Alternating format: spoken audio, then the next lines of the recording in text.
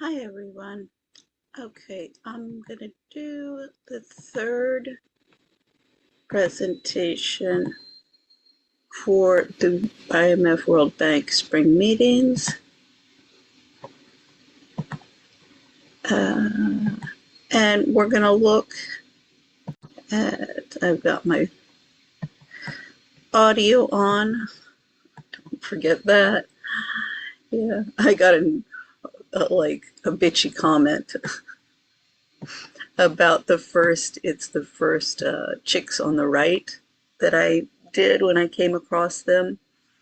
I mean, I wasn't particularly happy with it was like, God, what are they doing? So it was the first one. But anyway, I was getting so many views on it. I mean, like, I usually don't even get 10 views. I don't know what it is right now, but it was like 200, 300.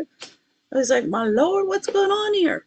So I left it up. I put a little note saying, I know you can't hear the audio screwed up, but, I'm getting so many views on it. I'm like, what's going on here? So she obviously didn't read it. Whatever, bitchy. I unfortunately, this is part of the internet, and you're seeing the podcasters that I've been following and the Charlie Kirk assassination. They'll go, I mean, they even get like in sort of arguments with these bullies. And I think a lot of it is bot related. So I don't know. Well, all gets into the AI stuff. See, I am the first to promote AI. Any kind of internet technology. Sorry, I said AI. I mean, IT, really any kind of internet technology. And I do. Oh, I'm like really happy with a lot of things with the AI for the Zoom videos. It does a resume for me. I just copy that. I do a little bit of editing to it, and then I paste it, and it's done. So it's helpful. All of these things are helpful, but as long as they make the human experience, as they say in the development community, better. It was meant to drive us freaking crazy. Well, no. Pisses us off? No. We have to decide, are we going to be slaves to machines? Are machines going to be slaves to us?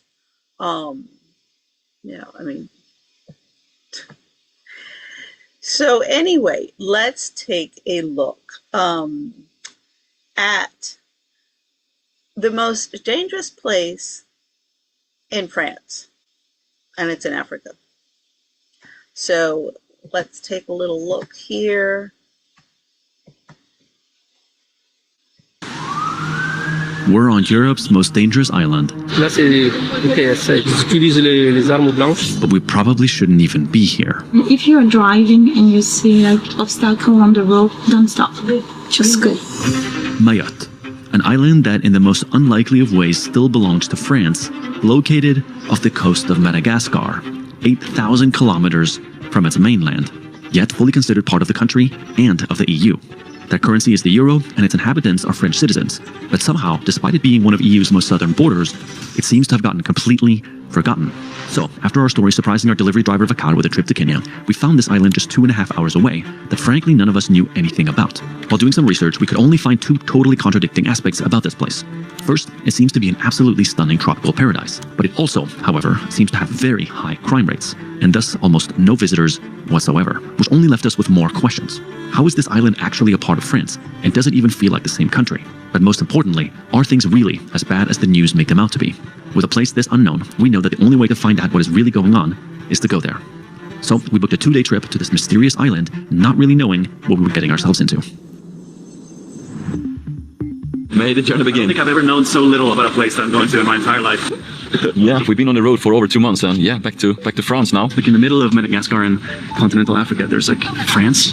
Makes no sense. Can't make no sense. It seems not to be the safest place. And texted a couple of French friends about it, and they said, I've only seen documentaries about how it's quite dangerous there. So you never know before you go to a place, right? I mean, I've been to Afghanistan and Pakistan, and people thought I was going to not come back, right? So I think it's probably fairly okay, but I think we just have to be a little cautious because we don't really know. Bonjour, hello, salam alaikum. Alaikum salam. Première fois en Mayotte. Ah, c'est la première fois. Première fois, ouais. Ah oui, vous allez travailler ou vous allez... Là, on va faire un voyage, on a envie de rencontrer et d'apprendre la culture de Mayotte. Et, Ah, ça va être joli. wow, everyone here seems so freaking friendly. What did she say? She asked if we're going to stay on the big island or the small island. I don't know what that means. I said big one, but I have no idea actually. We should have probably looked into this more. Yeah. There's no turning back now. Let's see how this goes.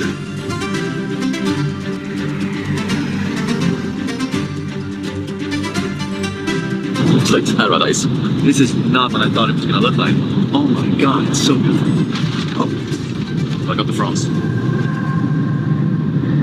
Thank you so much. Thank you. Yeah, we go from Asanta Sana to Merci.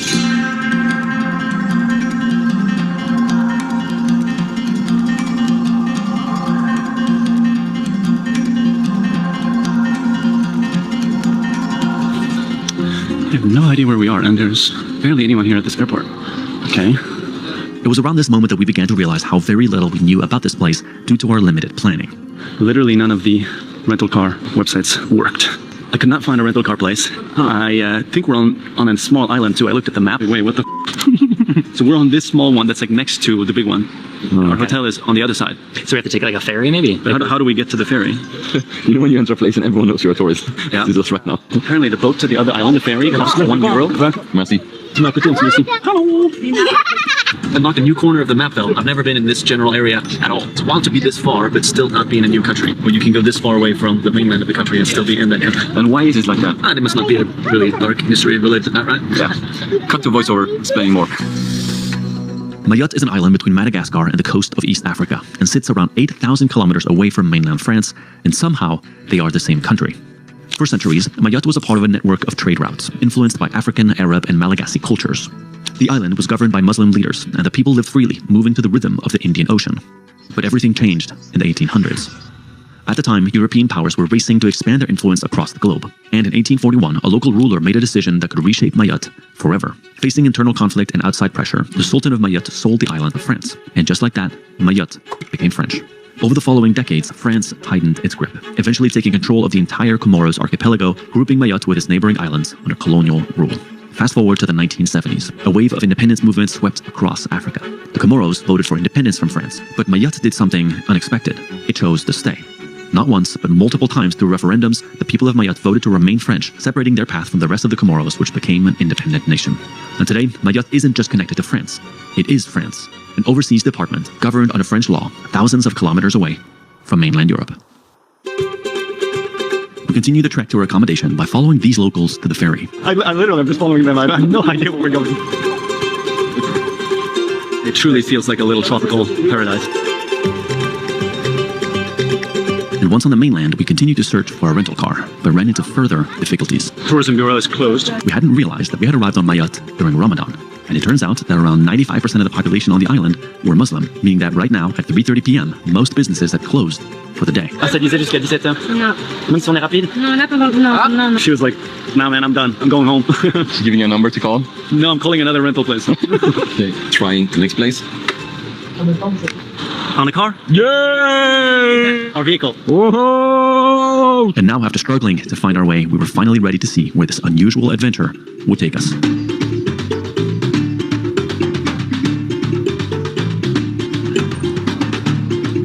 Women have like this white paint on their faces. Go traffic here. Traffic jam. Who do they belong to? As we headed to our accommodation for the night, we had no idea how we would immerse ourselves these next few days to understand more about this island's interesting mix of cultures.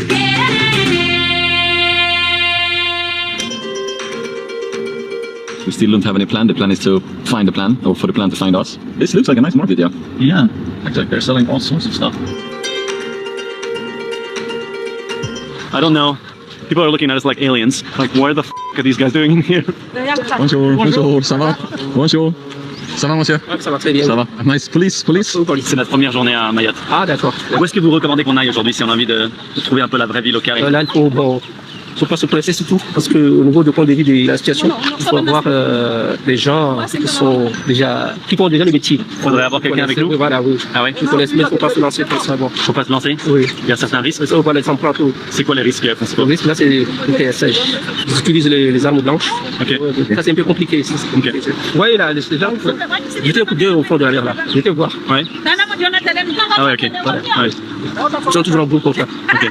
He's saying there's like little groups of boys that hang out, scanning and waiting and seeing what they can get up to. Yeah, they might throw rocks, they might have other weapons. She's saying she does not want to be filmed. This is going to be difficult, I think. Well, I guess we're gonna have to see what we're gonna do here. I'll admit that this place is a little bit more unpredictable than we originally expected. And one thing that's been a bit out of control and challenging everywhere we travel has been taking out cash in various ATMs and my bank hitting me with outrageous conversion fees. And being out here in Mayotte in the middle of the Indian Ocean has definitely made that very clear. And so many of my friends and actually direct family were telling me to stop complaining about this and to just use Revolut. So I finally downloaded it. Revolut, the sponsor of this video, is a financial app used by over 70 million people worldwide. It basically gives you way more flexibility when you're dealing with money internationally. Yeah. You can hold These type of apps are concerning. We'll get into that. A lot of the products that these platforms are promoting are not more. And now back to seeing what we can explore safely on this island. That's interesting. Yeah, that was harder than we expected. Yeah, that was very hard. Maybe markets is not the way to do this. It's hard to, because we have no roadmap to follow, right? When you go to a country, well, the country is France, but when you go to an island like this that is less traveled, we're like paving the way right now, hopefully to be able to show others, but we don't know how to do this. The other thing the policeman said is like there's no age limit to crime. He basically said if you see these little groups of boys hanging around, like they're looking for something to do, and he was like they might have knives or machetes or things like that. Do you think people like the police? Yeah, but the mission is maybe then to actually find someone who can be our guardian angel. Of course, we don't want to fear humans and fear strangers. It goes against everything what we believe in, but it's also good to be mindful. After driving around and checking out the surrounding towns, we stopped by a small pharmacy to grab some sunscreen, where we were met with someone who would end up changing the course of our trip. And how long have you been in Mayotte? 7 months. Okay, so pretty new. Yeah, pretty new. Have you seen a little bit of the island yourself? Yeah, yes. Wow. So far? Mixed? Mixed, yes, because you have a lot of insecurity, and now it's pretty calm because people are fasting, and sometime during the evening you can have we call them coupeurs de route, ils viennent avec des machettes. So this is why it's a little bit complicated to drive during the night. You need to gather information. Jesse then continued to explain to us how insecure living on Mayotte was, and the complicated reality we had flown ourselves into. Because you can have like the 2 months is calm, and then you will have a 1 month where it's a lot of insecurity all over the. Why does the insecurities go up sometimes? What is the main reason to? Sometimes politics, other times because you have they call it alliance between villages. So Jesse, it's like kind of serious with like this. Yeah, sometimes it's very complicated to understand what's going on. Despite having the appearance of a beautiful tropical island, Jesse was beginning to shine light on how Mayotte had struggled with its crime rate in recent years. Much of the violence stems from neighborhood and village-based gangs of young boys, some as young as 12, who carry out territorial attacks on rival areas, with innocent bystanders often getting severely injured or killed in the chaos. However, there are many factors that contribute to the high crime rates that the locals have no control over. Firstly, with an unemployment rate of 30% and 80% of the people living in poverty, Mayotte is by far the poorest department in France, with local politicians campaigning for France to provide more infrastructure to the island. Secondly, Mayotte also has a huge problem with undocumented immigrants, many of whom sail over from neighboring islands in search of a better life. And finally, children born of undocumented immigrant parents land in a legal gray area in terms of their nationality, which can make it harder to attend school, access healthcare, and find legal work. All these factors lead to an increase in people being drawn into crime. According to Jesse, our chances of encountering any trouble are lower right now because of Ramadan, but she warned us that getting attacked while driving on a remote road was still a major risk. And if you're driving and you see like a group that put obstacle on the road, then you just need to drive very fast. Don't stop. Just go. Like through the obstacle? Yeah, through the obstacle. How long are you going to stay? We're staying until Sunday afternoon. Oh, For just a few days. you're free. It's okay. Okay. It's okay now. So Yeah, you should come explore with us. Oh, no worries. You? Yeah, sure. Give me your Yeah. Instagram. So tomorrow morning at 8 a.m. there is a big market. Okay. It's once a month. Oh. So you need to go there. Ah, Yeah. Maybe we can go together. Okay, sure. I'm planning to go there, so I will text you. okay, amazing. Okay. Yeah. So nice to meet you. So I'm nice to Thomas. meet you. This is Stefan. So nice to meet you. Okay. Yeah, you too, Jesse. Thank you. Pharmacy. Yeah, I think we met our guardian angel in a pharmacy. diplomacy. Okay, so Honestly. this is a good time to tell people, don't do what we do. I was just gonna say that actually, like, Like, you need to look into you need this to read stuff. more. Honestly, like, She's going to a market tomorrow morning, at 8 a.m. once a month. Yeah. So maybe we bring our small cameras and go join her. Yeah, I often have words to say, but right now I'm a bit, and obviously 99% of people all around the world are always kind and loving, but it's just, if you're in a little specific corner at the wrong place and time. Yeah, she did say that, yeah, specifically, there's 3 people that have told me, we're lucky we're here during Ramadan, because people are fasting. Yeah. They're like a bit, they're in the shade, they're at home, like they don't have as much energy. But she said after school, during the school periods, Yeah. kids are waiting on the side of the road and just throwing rocks at cars. Contrasting moments. Yeah, we have a lot of updates. Her bio on Instagram is, I'm a dreamer, a world citizen. She's a dreamer, she's not the only one. You, me, and her. We are like dreamers, you know what I mean? You, me, and her, we're like dreamers, like we dream. Oh! Did you forget that I was here?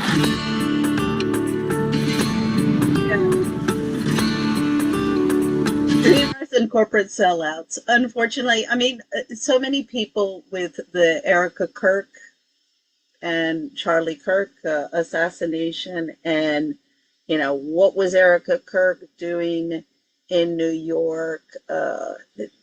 But Candace Owens, it's the same type of. She went to New York as well, and this started with Marlo Thomas in the 1970s with That Girl. That was a TV series. What's her face? Mary Tyler Moore with what was the show? I forget what the show was called. It was Mary Tyler Moore, and she's a young woman living on her own, being independent. She's in the Midwest, like Minneapolis, or so it's always snowing, very cold, but living in an apartment by herself, and the modern woman. So that's As we ended our day with a swim in this tropical, rainy paradise. But it's all a sellout. It's you're gonna see. This interests me because we find out that this is a matriarchal society. And I'm like, oh, well, isn't this interesting how we have a case study here of putting women in positions in power. Another case study, what effect it has on society. These kids in the afternoon, the boys, well, the children are throwing rocks and getting into trouble.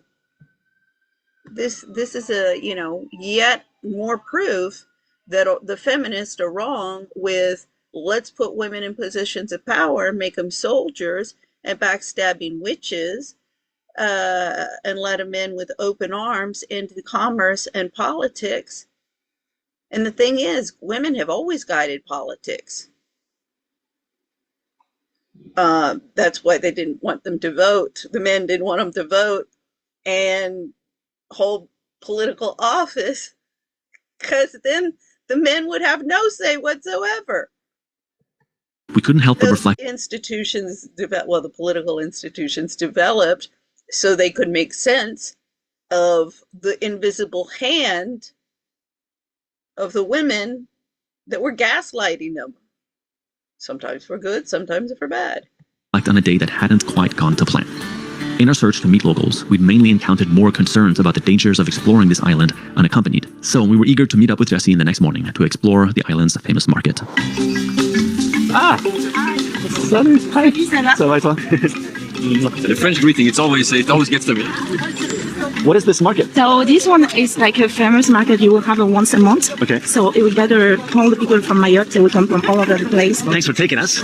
We've been a little bit lost in Mayotte. Yeah, you've been our savior so far. This is nice. The energy here is very chill. Feels like people are just selling their local crafts and food. Okay, after 7 months, like what's the essence of Mayotte? Yeah, the basis of any peaceful society is make sure that everybody is productive and there's everybody's needs are being fulfilled. Until you accomplish that, you're always going to be having one group exploiting another, or being violent with another. You're always going to have conflict in your social order. Would you say, like, after being here? The people, you need a little bit of time because they will not open at the first month, 2 months, maybe it can take 4 months before they open to you. Yeah. But after that, you're like a family to them. So that's great. Wow. So we have to be here for 4 months. Yeah, at least. Okay. At least 4 months. At least. One of the main obstacles in Mayotte is that it's a French territory, but they have another language. So most of the people, they don't speak French. Most people don't speak French. Yeah. Huh. What language do they speak? Shimaore is the local language. Local language, Yeah, Shimaore. Shimaore. Yeah, I read that in 1974. The rest of Comoros voted to be independent. Yes, but not here. Not here. Yeah. Do you know if people are happy with that decision, or are they like wishing they were independent? No, people from Mayotte, they are very happy. But you will have a lot of migration. People from Comoros will come here to seek nationality. They want to be French again. Locals are not happy with that. When you arrive there, they will say most of the time that people from Mayotte are very racist against people from Comoros because sometimes they can use harsh words. And it's not because they're like cousins. It's the same family. Yeah. And now they are treating each other like strangers. Yeah. I don't get that. So it's painful to watch. I mean, what's interesting here is, okay, so they have French nationality, which means they can go and live in France. Now we're going to see later on, that'll be in another presentation, what these communities, what effect these communities are having, primarily in Paris. I don't know, I think there's probably Marseille, there might be, I mean, I know it from Paris, so that's but I'm sure in other big cities there's also the problems of the immigrants coming in and not integrating and trashing the place. It's not my country, and this is where the building up of the nation state became important in Europe, because you did have all of these tribes, fighting, just like in Africa, up until, I mean, the nation state, you can say it started 1400s, 1500s. I mean, you can debate on that. But this did create this national identity. Now, this national identity was used to promote wars, and you're going to go and fight for your king and country. And there was lots of rhetoric to justify always wars, where the people making the wars and making the decisions had ulterior motives, which is what we have right now. We're seeing with Trump, the Trump administration. And I mean, it's just Baron Coleman. He's a podcaster. He's been following them, Charlie Kirk assassination. And he's like, it's cognitive dissonance. And your mind, and everybody in the international development community, they have this. So, you're believing two things at the same time that cannot be true at the same time. Like, globalization is good, yet here I'm going to be producing all of the evidence of the catastrophe that globalization has been, not only under the UN, the IMF, and the World Bank for the past 80 years, 90 years, but also, I guess it's only 80 years, yeah. I mean, they were created around 1950. Yeah, so technically, 75 years. But, it's not just, they've just repeated what the aristocracy and the monarchs in Europe did for hundreds of years with their colonization and their imperialism in their global economy. Britain was, you know, the empire where the sun never set, and it imploded. And this is what's happening with all of the development that the IMF, World Bank, and UN have been doing. And most of that, a lot of that, I mean, part of it is because the powers that be and the ones holding the purse strings and controlling the puppets in power in the United States and Europe have wanted yes men and yes women in these organizations and wouldn't question what anybody was doing. And so they've just history's repeated itself, and we see with the central banks how the monetary policies have just been used to siphon off wealth from the people, concentrate it into the hands of a small minority, and create wars and more wars in order to keep everybody oppressed, and refugees going, and you got human trafficking, and it just, it all produces jobs like a good Mandevillean economy says it will. But this is not sustainable, and it is creating violence and poverty and genocides and crimes against humanity and all sorts of illegalities. I mean, I've been building cases against everybody in Washington, in the American government, the federal level, but at the international level as well, under RICO, Racketeer Influence Corrupt Organization Act, Foreign Corrupt Practices Act, Enemy Alien Act, and international conventions, international human rights conventions. So, and I have yet to have anybody who will, give me any kind of reasons that I'm wrong on anything that I claim or anything that I argue. They just say, shut up, stupid. Shut up, stupid. Shut up, stupid. So this is what a matriarchy produces, because we've got Kristalina Georgieva over at the IMF, and we have a perfect example of the effect of a matriarchy.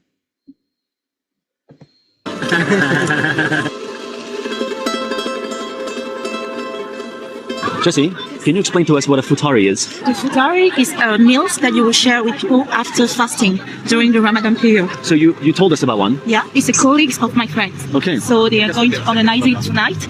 Yes, you need to go there. I'm getting photos from your friend here. We have been invited to the thing we've been looking for. They cook food for the breaking of the fast, which happens tonight. So we're going to go check it out. Somehow, as we strolled around this market, Jessie had contacted a distant connection who was hosting one of the most local experiences we could ask for. A futari, where a village will prepare for days, sometimes for their whole neighborhood, to break their fast together. Jessie couldn't join us herself, but sent us an address and a contact, and off we went. We are approaching where the preparations are happening.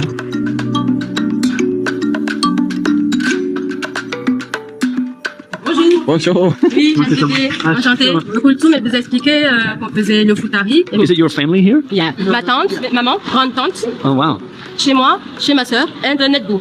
Wow. Something we hadn't expected to discover on this trip was that Mayotte's culture was actually heavily matriarchal. Property and homes are often passed down through women, and it's common for men to move into the household of their wife's family after marriage. This tradition has roots in Comorian culture, where lineage, inheritance, and social stability are closely tied to women. Mothers and grandmothers often act as the anchors of the household, making key decisions and maintaining the structure of daily life. The social fabric here gives women a unique form of influence and security, something rarely seen in many parts of the world. C'est une tradition à Mayotte d'habiter dans des cours et d'avoir les maisons de chaque femme à côté.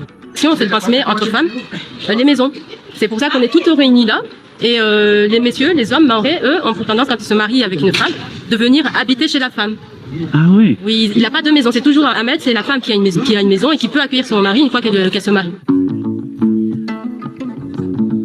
Feels like we've been struggling finding our way in, and they've totally invited us here.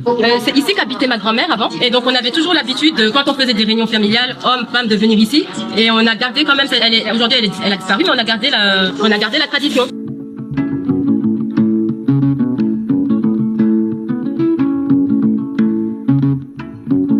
Combien de personnes vont être nourries du coup ce soir? À peu près 50 et 60 personnes. Ah oui. That's not why I got touched now, but like it's their preparation for Christmas, right? Like it's John. Yeah. How can we help out? 14h, 15h, on va commencer les grillades. Peut-être qu'à ce moment-là, ce sera plus marrant de... She said it'd be funny to watch you grill. I don't know how to grill. I know you don't. Why are you offering to do things you don't know how to do?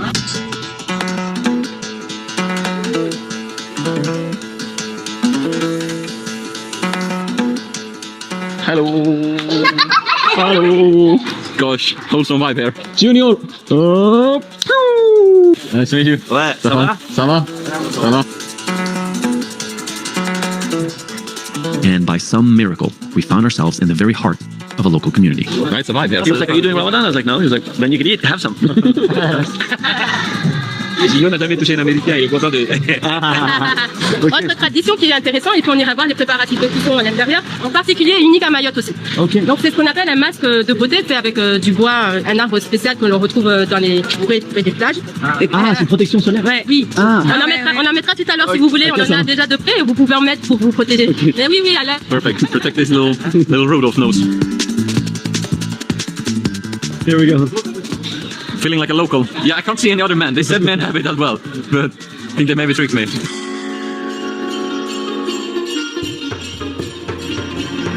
Time of breaking fast is approaching. They have all these different meals that have been prepared in different homes, and everyone is now coming together. I am the best. Yes.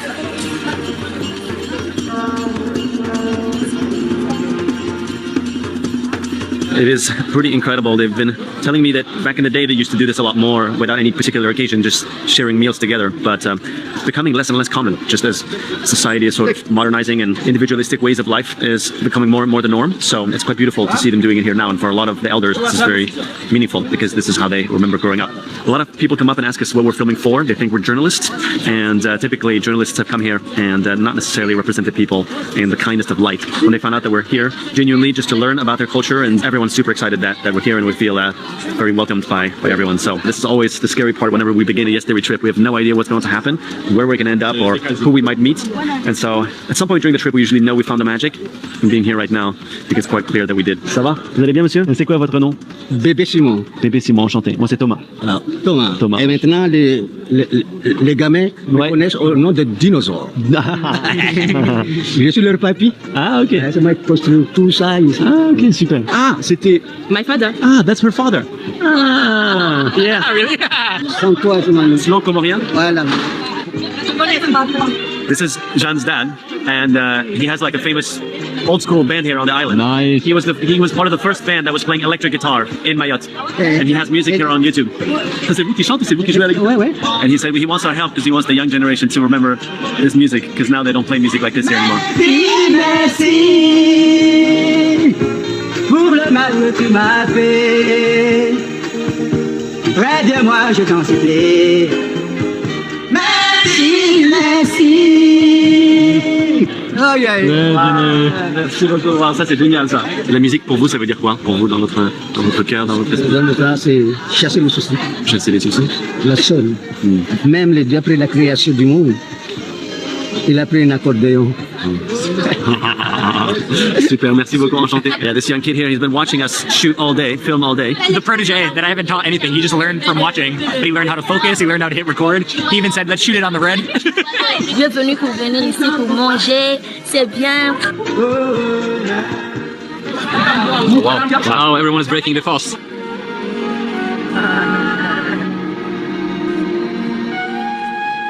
Okay, wow. This is a very intimate moment. It's quite beautiful. Everyone is sort of... I mean, I would not go to dangerous places.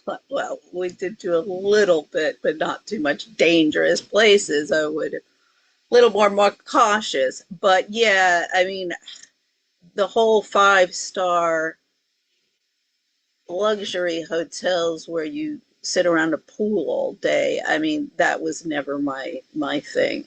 I mean, the only time I really enjoyed it was the Club Med at Punta Cana. Right next, and what was his name? Julio Iglesias. His house was right next door. And I mean, I am the biggest fan. The Club Meds for the families. I'm not talking about the singles stuff. But for the families are one of my favorite. The accommodations are clean, simple, nothing to break with the kids, simple. And the only thing that I might add would be in these places is some like washing machines and dryers, even if you are a hotel. But the activities and stuff. But anyway. Seated at different corners here, people from the whole neighborhood and family, friends, neighbors are gathered.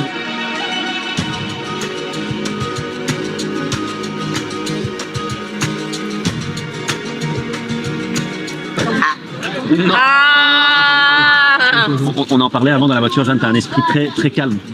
Ah oui. On sent qu'il y a un calme chez toi qui est très accueillant et qu'on a beaucoup apprécié en venant ici parce qu'on cherchait vraiment à rencontrer la vraie vie locale et sans toi, je pense pas qu'on l'aurait fait. Donc, Our guardian angel. Notre ange gardien. Ah, avec grand plaisir. What do you wish for the future of Mayotte? Énième département de Mayotte, aujourd'hui devenu département région, mais pas avec toutes les conditions, on va dire logistiques et financières qui vont derrière. Donc c'est juste un truc qui est venu, parce qu'il y aura des entreprises, un emploi, une vie meilleure pour tout le monde, qu'on ne sera plus dans des problèmes d'insécurité. Aujourd'hui, vous l'avez pas vu, ces problèmes d'insécurité autour de cet événement-là, toute la journée, toute la soirée, c'est parce qu'on essaye de passer vite et qu'on continue à vivre. Mais demain, ça va revenir. Si je parle aujourd'hui d'insécurité, c'est parce que nous ici on est en famille, mais il y a beaucoup de jeunes qui sont dans la rue, qui n'ont pas de famille, qui n'ont pas de toit et qui sont livrés à eux-mêmes et qui malheureusement se retournent vers la délinquance parce que c'est que ceux qu'ils connaissent. Ils ne connaissent que ça. If you could whisper something into everyone's ear in Mayotte, what would you tell everyone on the island? Restons unis, restons soudés et puis continuons à nous aimer les uns les autres et à rester unis en famille comme c'est plus le cas aujourd'hui et qu'on a eu l'occasion de vous le faire partager. Gardez l'amour et chasser la haine. Super. Wow. Merci beaucoup. Ah, et la viande. She's giving us food to go. Okay, yeah. Unfortunately, as we were just getting comfortable, we had also forgotten that the sun had now set. Locals from the village came rushing to tell us we needed to move. And he was like, no, I think you guys need to hit the road. And then he looked worried, and I was like, oh, I get it. It's hard to say what our real takeaway from this trip was. The first natural one is that especially in places surrounded by lots of pain and instability, there are also always communities and families like Jean's holding each other close. Mayotte felt like an island we could spend weeks exploring and still not fully understand. One can only hope that France will prioritize this island more in the future, and that smart and kind-hearted people like Jeanne will continue being a part of planting positive seeds for a brighter future.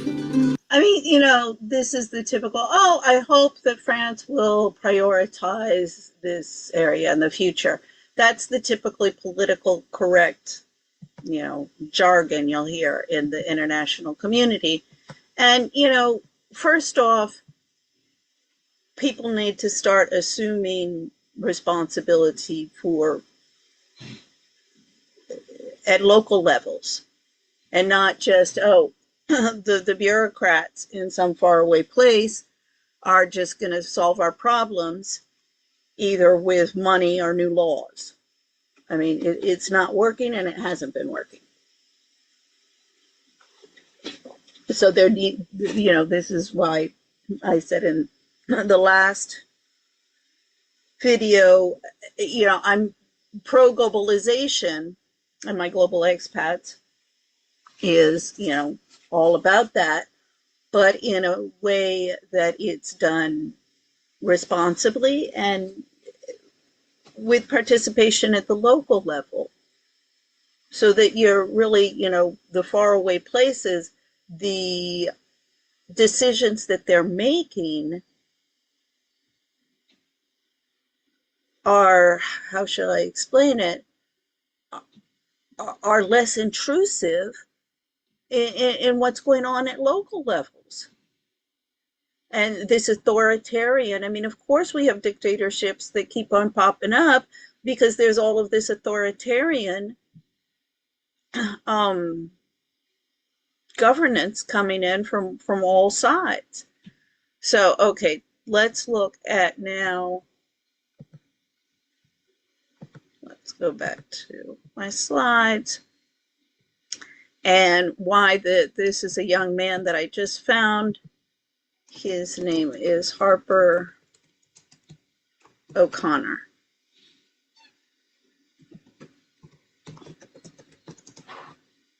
Now, I believe O'Connor is probably Scottish rather than Irish, I do believe.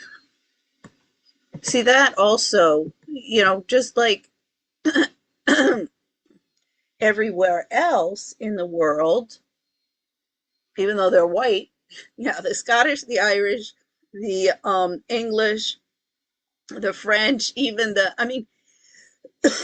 even Middle Easterns are white. It's the what do they call it? Indio something Aryan race, something like that. But it's everybody basically.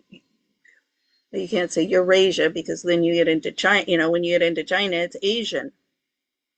But even like the Russians and the Eastern Europeans, those are all, you have some mixes, but like with the Mongols and things. But, I mean, everybody's a mix. Everybody's a mutt by this time. But, so anyway, these conflicts, like we can go back to England. I've been going back in the preparation of my book, The Mommy Wars, between the feminists, the anti-feminists, and the socialites, the historical context of the English, the Scottish, and the Irish. And in fact, if you want to look at colonization of the English, that started with Ireland and Scotland. Scotland was more of a pushback. And then after Ireland, you got the new world. So, you know, the whole colony stuff that started a long time, and you have all of these different ethnic groups and traditions and conflict, but then also synergies, excuse me, synergies when you bring them together. So it's this, you know, let's take the best of both worlds and put them together and stop taking the worst of both worlds and putting them together. And I'm going to be boss, and the matriarchs and the minorities want to come into the Western world and not even play king and queen, because the king and queen are supposed to care about their subjects, play a Goldfinger dictator.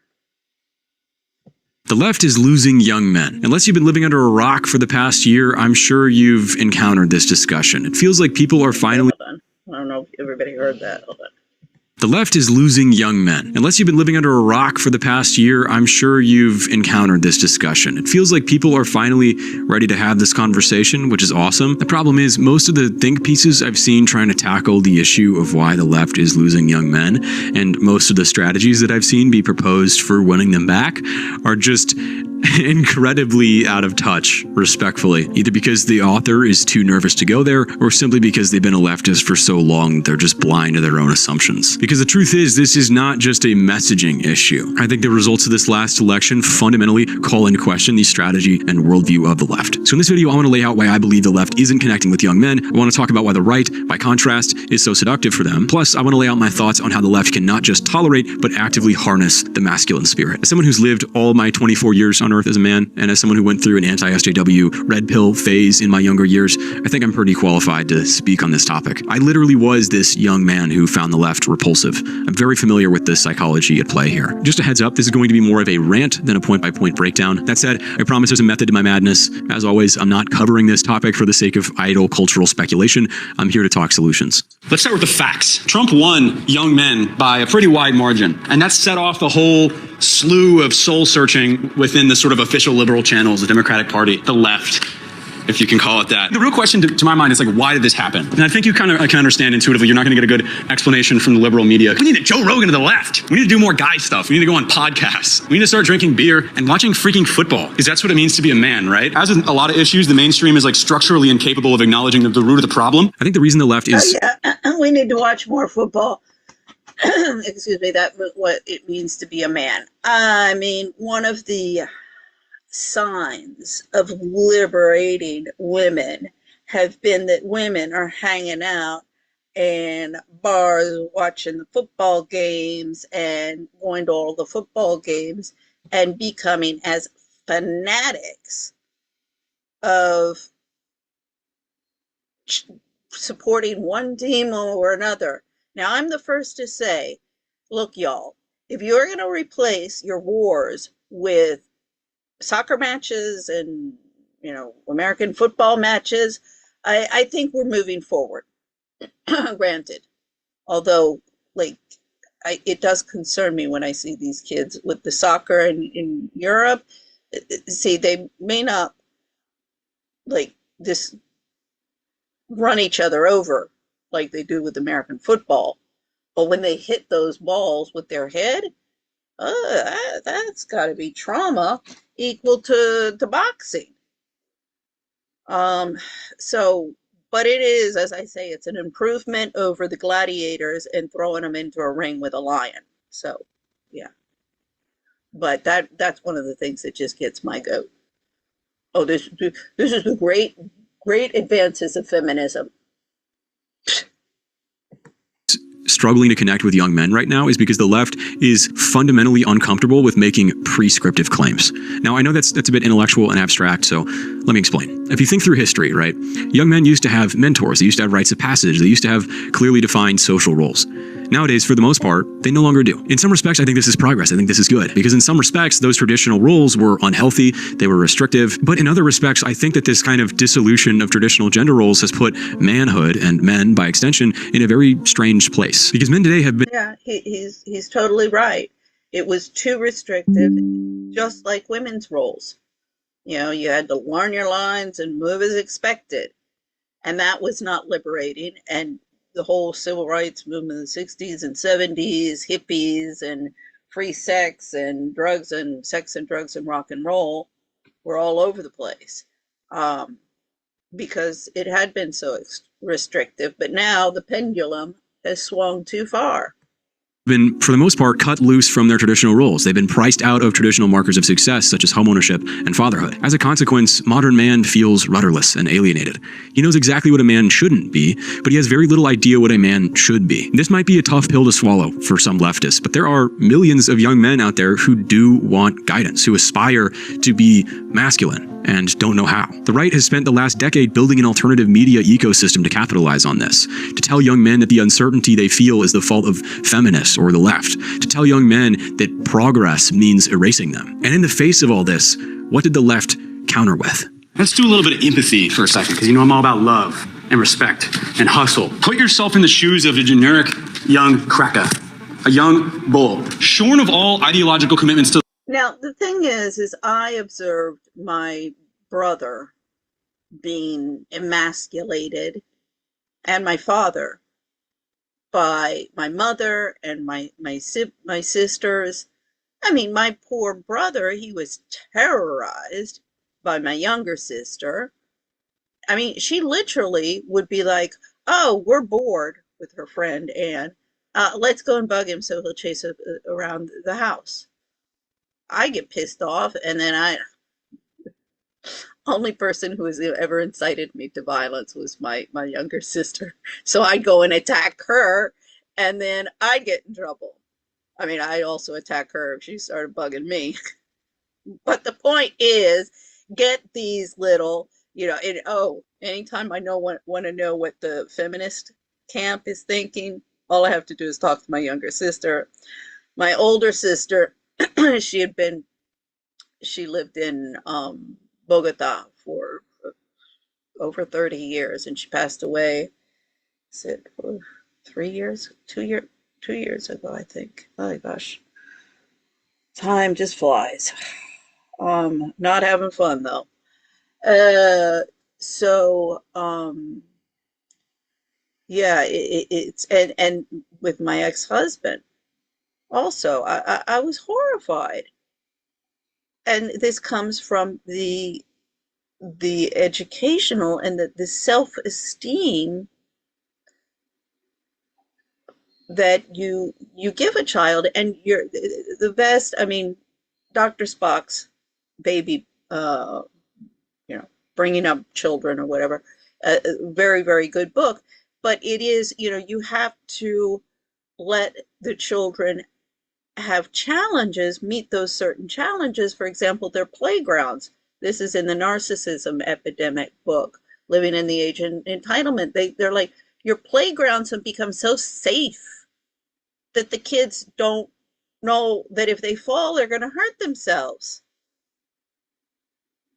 So they have to learn at the certain ages, and this is why parenting is a hands-on job, and it is important to be there for children at the certain age that they are, but also let them constantly be looking to expand their boundaries. First it's going to be the playpen, but it's a gradual thing until they reach adulthood. And when they reach adolescence, it's a balancing act, because they are not yet adults, yet they are no longer children. And the big conflict, all of these problems with the adolescents, and it's coming from the parents and society. I was like, I've never met a problem child. I've only met problem parents. Now, we have children who have gotten violent. I'm not saying that, but that is a result of the dysfunctional social environment in which they live. To the left. Let's just look at this objectively. You're this young guy. You could go left, but you're submitting yourself to all these unwritten behavioral codes. Then you look to the right and they say, screw all that noise, man. That's BS. Come party with us. You can do whatever you want. And of course, this image of masculinity it's BS too, because it's just a cluster of signifiers. Like, what is a man? A man drives a big fast car. A man has muscles. A man hangs out with a lot of women and doesn't commit to any of them. A man does pull-ups in an abandoned factory. This issue goes deeper than just vibes, though, I think. There are structural forces at play here that make it very hard for the left to message effectively to anyone, especially young men. The truth is, the left in America, the Democrats, are captured by elite interests. Everyone knows it. And as it turns out, this has massive downstream implications when it comes to campaigning and policy. I mean, like, when you get your funding from billionaires and corporations, it becomes pretty hard to appeal to the working majority, doesn't it? Because anything that might actually resonate with the voters will probably alienate the donors. Now, this raises the question, if you can't talk about class, what do you talk about? Simple. You pull out a bunch of radical-sounding, inclusive academic jargon. Unsurprisingly, this messaging isn't very compelling for young men because there's nothing in it for them. Unless they have some ideological affinity for progressive politics, they're just not really going to be swayed by it. In fact, there's a good chance they'll be actively repulsed by it, because it turns out that moralizing is not a very effective political strategy. It turns out you need to actually talk about how you'll improve people's lives. So am I saying that men are just natural right-wingers? No, absolutely not. In fact, we have proof that a left populist agenda can activate young men. Let me remind you, Bernie Sanders, despite consistently being the most left-wing candidate issue by issue, killed it with young men. So much so that his supporters were cynically dismissed as Bernie bros. Until 4 years later, of course, when it turns out we actually needed those people. Oops. So I really do think there was an off-ramp. But Bernie never gained a critical mass. Instead of an economic agenda, young men got the only thing the left was capable of giving them: lectures. So, where does this leave us? Where once there was a monolithic social role... Excuse me, lectures and bullshit. that gave men purpose, there's now a gaping void. Add to that a hostile economic environment where traditional milestones of achievement are increasingly out of reach. Plus, an institutional left that sees masculinity as something to be surpassed rather than celebrated. Throw it all together and you have a toxic gumbo of confusion, malaise, and resentment, being stirred by a motley crew of podcast yapping, supplement slinging, V-neck wearing, rented Lambo driving, self-proclaimed alpha male right-wing grifters. Andrew Tate is for fatherless boys who have never had a male role model. Maybe they didn't have a father. Maybe their father was not interested in teaching them what it means to be a man. And so they look at him, and what they see is a cluster of signifiers. We don't know what a man looks like anymore. So we're left to kind of pick up on like an aesthetic bundle of traits. It's a caricature of what a man is, really. It's a mirage. But here's the thing. It's still better than what the left has on offer, because the left can only tell you what a man shouldn't be. There's no positive image of what a man should be, because you're sort of old-fashioned at best if you even still think about masculinity. Again, this is all implicit, I think. Anyway, my point is, let's say you're this young man and you look to the left and you're going to be at best tolerated and you're going to conform to all these unwritten social codes. You look right and you're told to indulge your wildest impulses and that it's good to do that, actually. It's kind of a no-brainer which one you're going to go to. Of course you're going to be attracted to the right because they're the only ones who are speaking to you and offering you a positive vision. Now, we're back in our shoes as a leftist. The woke mind virus is reinstalled into our software. We can see why the right-wing sort of conception of masculinity is totally immoral, or should we say amoral, right? It's only concerned with power, amassing resources and control over other people, especially women. We can see why that's harmful. Also, but see, he's kind of pointing to the role model of Trump and the frat boy. I mean, one of my favorite was when Dominique Strauss-Kahn was arrested in 2011. And lo and behold, everybody was so surprised that the zipper problems and his sexual harassment was something that had been going on a long time, not only in France, but during his tenure as the managing director of the IMF. So he's looking at, but okay, so when he got arrested, the chit chat, everybody said, oh yeah, well the thing is that he was burning the midnight oil when he was in school, trying to, make sure he got straight A's and he's going to have a stellar career and become this very powerful person within the French government. So he never sowed his wild oats, as they used to call it. You do at your teenage years and in your 20s, kids, they should be having out, they should be having fun. You don't yet have children. You don't want to be burdened down with them. You have fun. You experience those things. And then when the kids come along, it's like, yeah, I did that. Okay, this is another step in your life. But that sowing the wild oats and experimenting, and I'm not saying, like this revolving door of sex partners and going to hanging out in bars and discotheques and orgy places is what I'm talking about. I'm talking about, going on trips. Don't go to Mayotte, but experiencing, my mother always, she said, intellectual curiosity, but then if you had any, then, she's going to strangle you. So we also need to know what he's talking about, because with the conservative, Charlie Kirk did offer another side of a conservative masculine role model. Tucker Carlson is another. He's not a Donald Trump.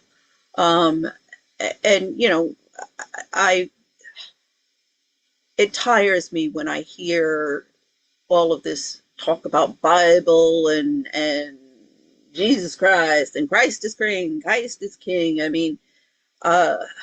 Everything that comes out of their mouths is about religion, but what I'm really concerned is not what you've memorized from your Torah, Quran, or Bible.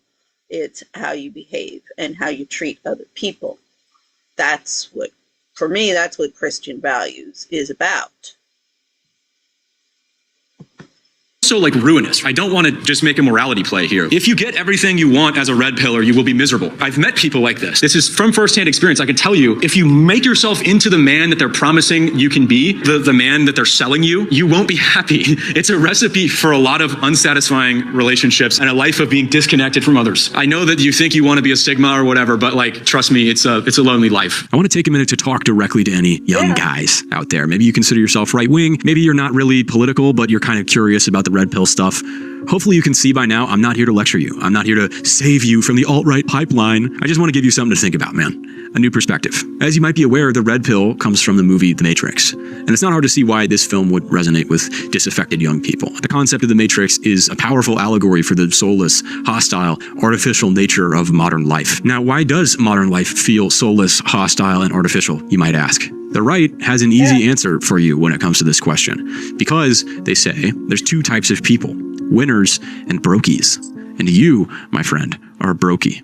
You've been programmed by Hollywood, by your teachers, by the employment system to be a weak loser. The good news is you can ascend to baller status for just $49.99 a month. Now buy my course. Here's the thing. While I may not agree with the red pillars on their prescription, I do kind of agree with their diagnosis.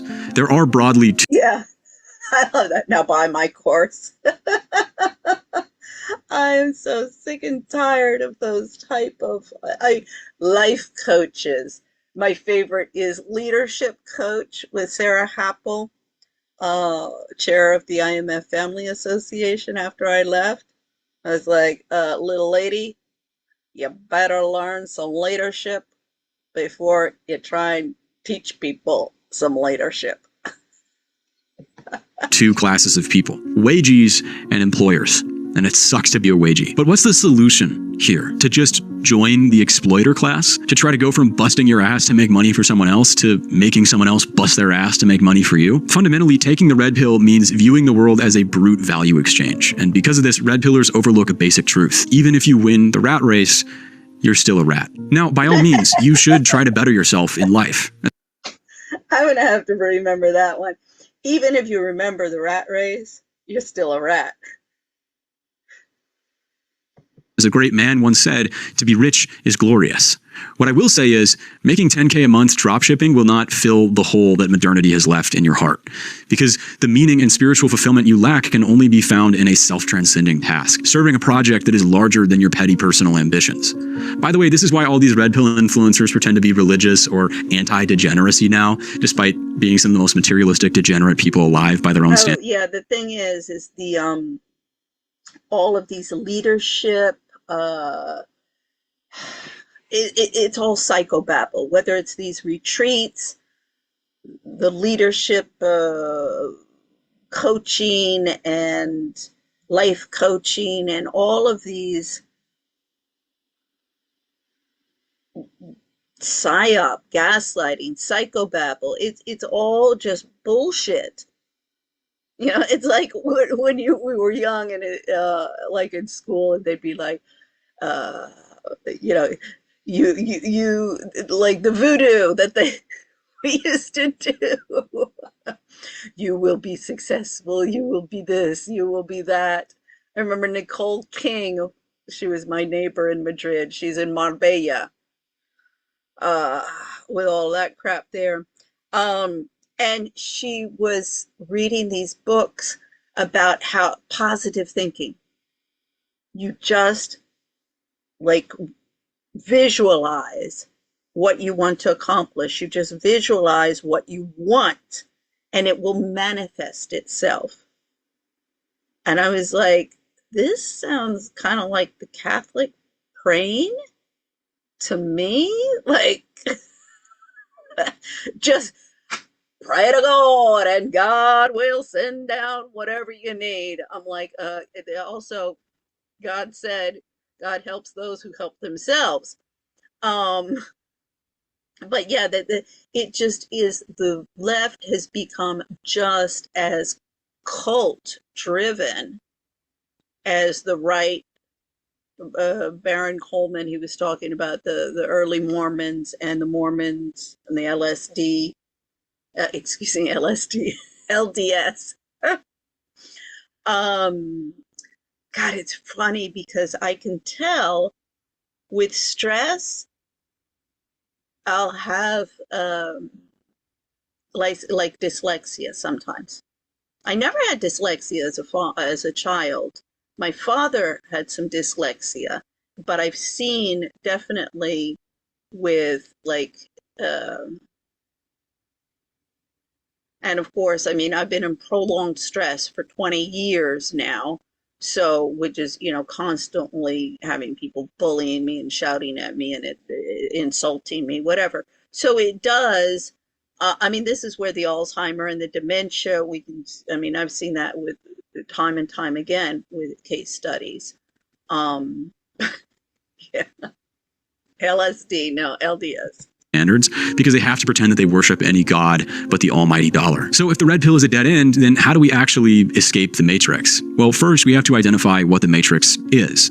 This is where the red pill guys don't really have a good answer if you think about it, because they don't actually have a cohesive worldview. They just have a million things they don't like.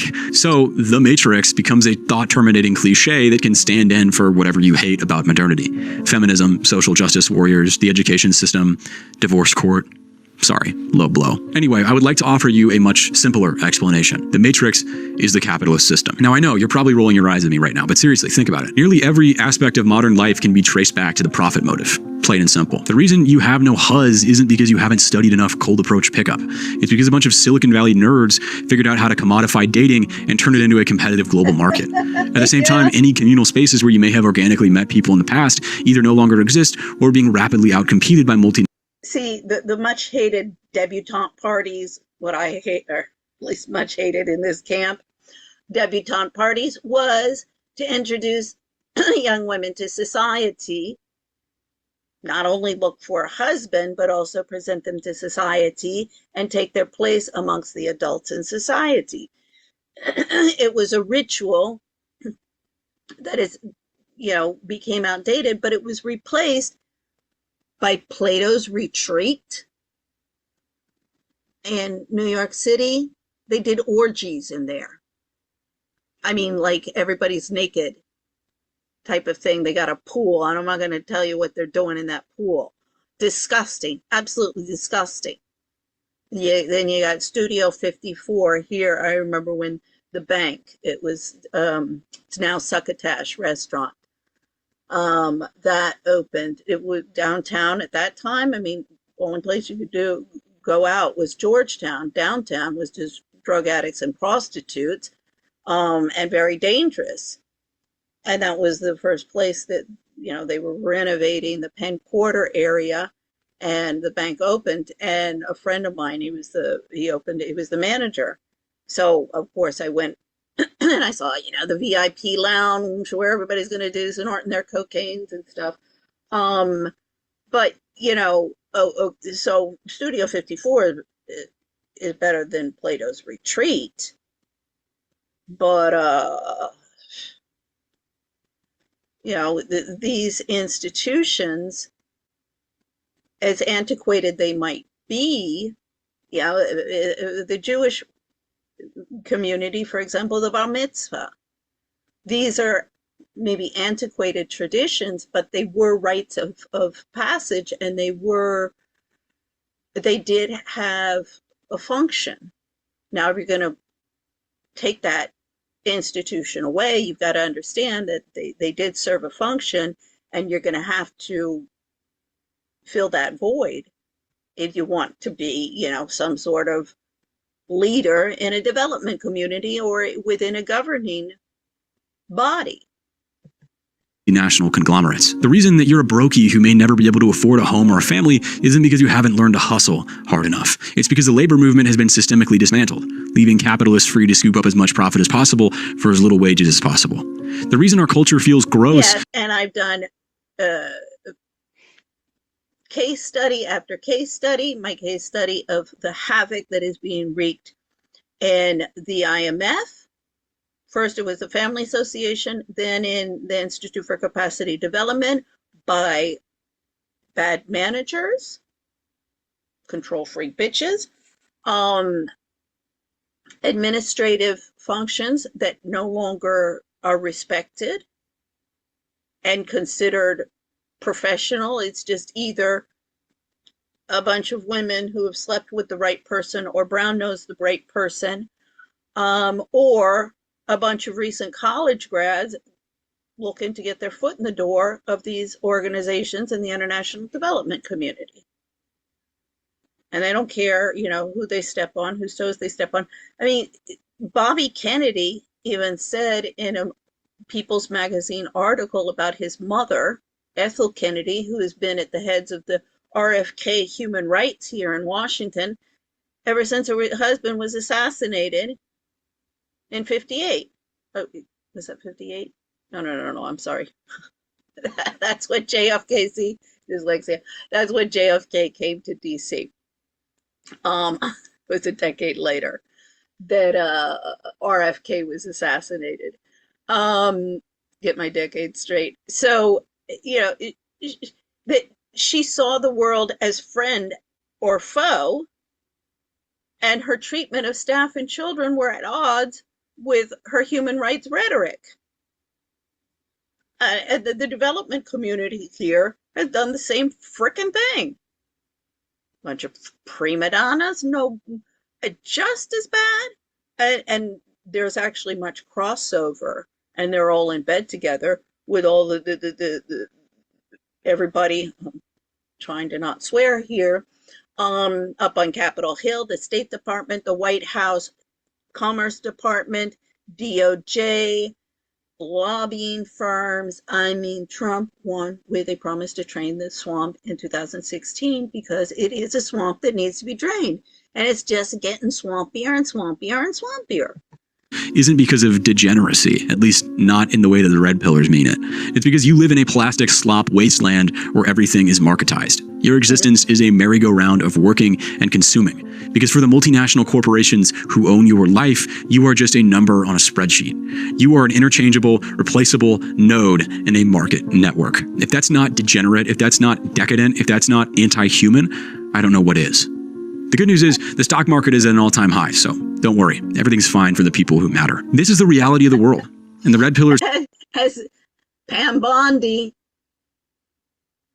you know, calm down everybody about the Epstein files. The Dow is above $50,000. I was like, Pam, it's not counted in dollars, it's counted in points. Oh God, I don't know if it's Mickey Mouse and Donald Duck or the Three Stooges that we got going in the White House these days, but it's both are, I think, are appropriate analogies. Aren't offering you a way out of this matrix. They're just selling you a lottery ticket to become Agent Smith. As people on the left then, it's begging the question, what would an affirmative view of masculinity be for the left that can counter this clown world vision of masculinity that like the Tates are selling? Because it wouldn't be that hard, I promise you. What they're doing is so ludicrous. It's a house of cards. We would not have to try that hard to call their bluff, you guys. But it would require critically examining some of the sort of leftist orthodoxies. So let's go there. I'm going to break a taboo and kind of make some tentative, prescriptive claims about what it means to be a man and what masculinity means. If you like it, you can, join my cult and come live in this abandoned factory with me. If you don't like it, that's fine. I'm not even sure that I'm right. I'm just throwing it out there. So what is masculinity? If we let go of the sort of notion that we need to control others, if we let go of masculinity as a sort of a cluster of like aesthetic characteristics or lifestyle signifiers, then what does it mean to be a man? I've had a big think about this.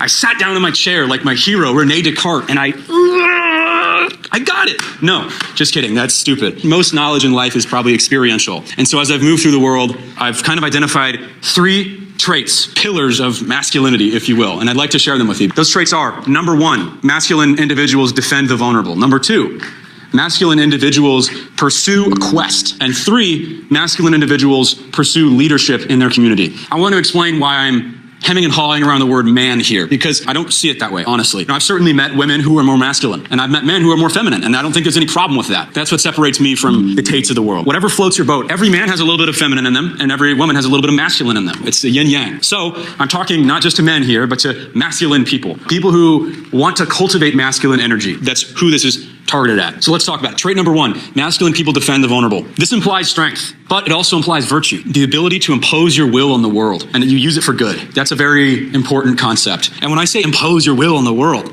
I know there's going to be a lot of lefties who hear that and think, that sounds scary, that sounds authoritarian, that sounds fascist. To which I say, before this video is over, dozens of people will have died in the Gaza Strip. It will have been bombed by Israel. Excuse me, impose your will on the world. That's what the woke left has been doing. That's my problem with the woke left. You guys are just as fascist as the woke Reich, as Bibi Netanyahu said. Both extremists. This is when Biden's domestic violence extremist report came out in 2021. I jumped on it. I said, hey, over here, I got the answer. Both sides. We get rid of both sides under this report. They're all extremists. I got the goods. I'm a whistleblower. Nobody wants to listen to my whistling. Or starved by them. They'll go to an aid checkpoint to get food, and the Israelis will gun them down with machine guns or sniper bullets. If you want to stop that, you have to be able to impose your will on the world. These people are backed by the most powerful military in the world. We're going to need to be able to impose our will on the world a little bit, and there's no getting around that. Power with the armor of virtue. Key concept, I think, and that's defense of the vulnerable. Number 2, pursuing a quest. I can assure you the dominance is not coming through the arms. The problem are not the guns. The problems are the goddamn little ladies whose tongues have been allowed to wag and say anything that came across their mind, no matter how stupid it was. And I'm here thinking of the Knights of the Round Table, the Knights of King Arthur. Each of them would have a quest. The most notable quest of a medieval knight is to find the Holy Grail. The masculine spirit demands that you have a quest, that you have a grail that you're chasing. This could be mastery in a craft. This could be like a romantic pursuit. This could be an artistic pursuit or a career pursuit. It could be political. For you, my friend, I hope it's political. But critically, the masculine figure is not idle. The masculine figure is in... This is what the feminists were so jealous of the men, and they thought, oh, us poor women, we have to sit here and take care of babies while the men go off on these adventures and quests. Having children, raising children is an adventure in and of itself. You don't have to go looking for far off lands to have an adventure. It's the same lesson that Dorothy learned in The Wizard of Oz when she went home. Motion. The masculine figure is striving. We need that energy, I think, because we have a lot of work to do. Okay, trait number 3. The masculine spirit seeks leadership. Fellas, and this is as red pill as I'll get in the video, okay? When your girlfriend is hungry and then you say, where do you want to go? And she says, I don't know, and gets annoyed with you. That's because she wants you to take a leadership role and make the decision. Because sometimes it's nice to be in the passenger seat and let somebody else take care of it. This is not to rule over people. It's to lead. And a leader can only act with the consent of the governed. This is a responsibility that has to be taken up. I think our discomfort with the idea of leading and being led is one of the reasons the left is floundering right now.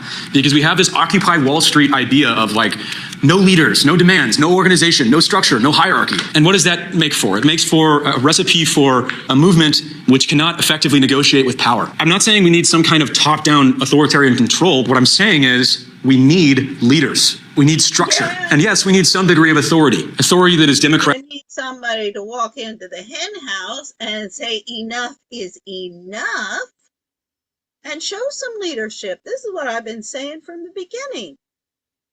Now, I'm willing to take the leadership in the social arena and, you know, the trad wives and that, which has been left a void in, but there needs to be for the commercial and the political arena. Now, I think Bobby Kennedy, I know everybody hates Bobby Kennedy,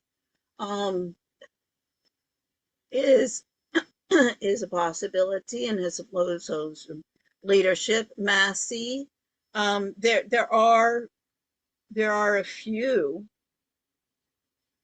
within the American government in Washington, but they are few and far between. My Lord, I have gone through so many profiles, so many people that, and basically men. I am looking to the men. I'm sorry, ladies, if you can show.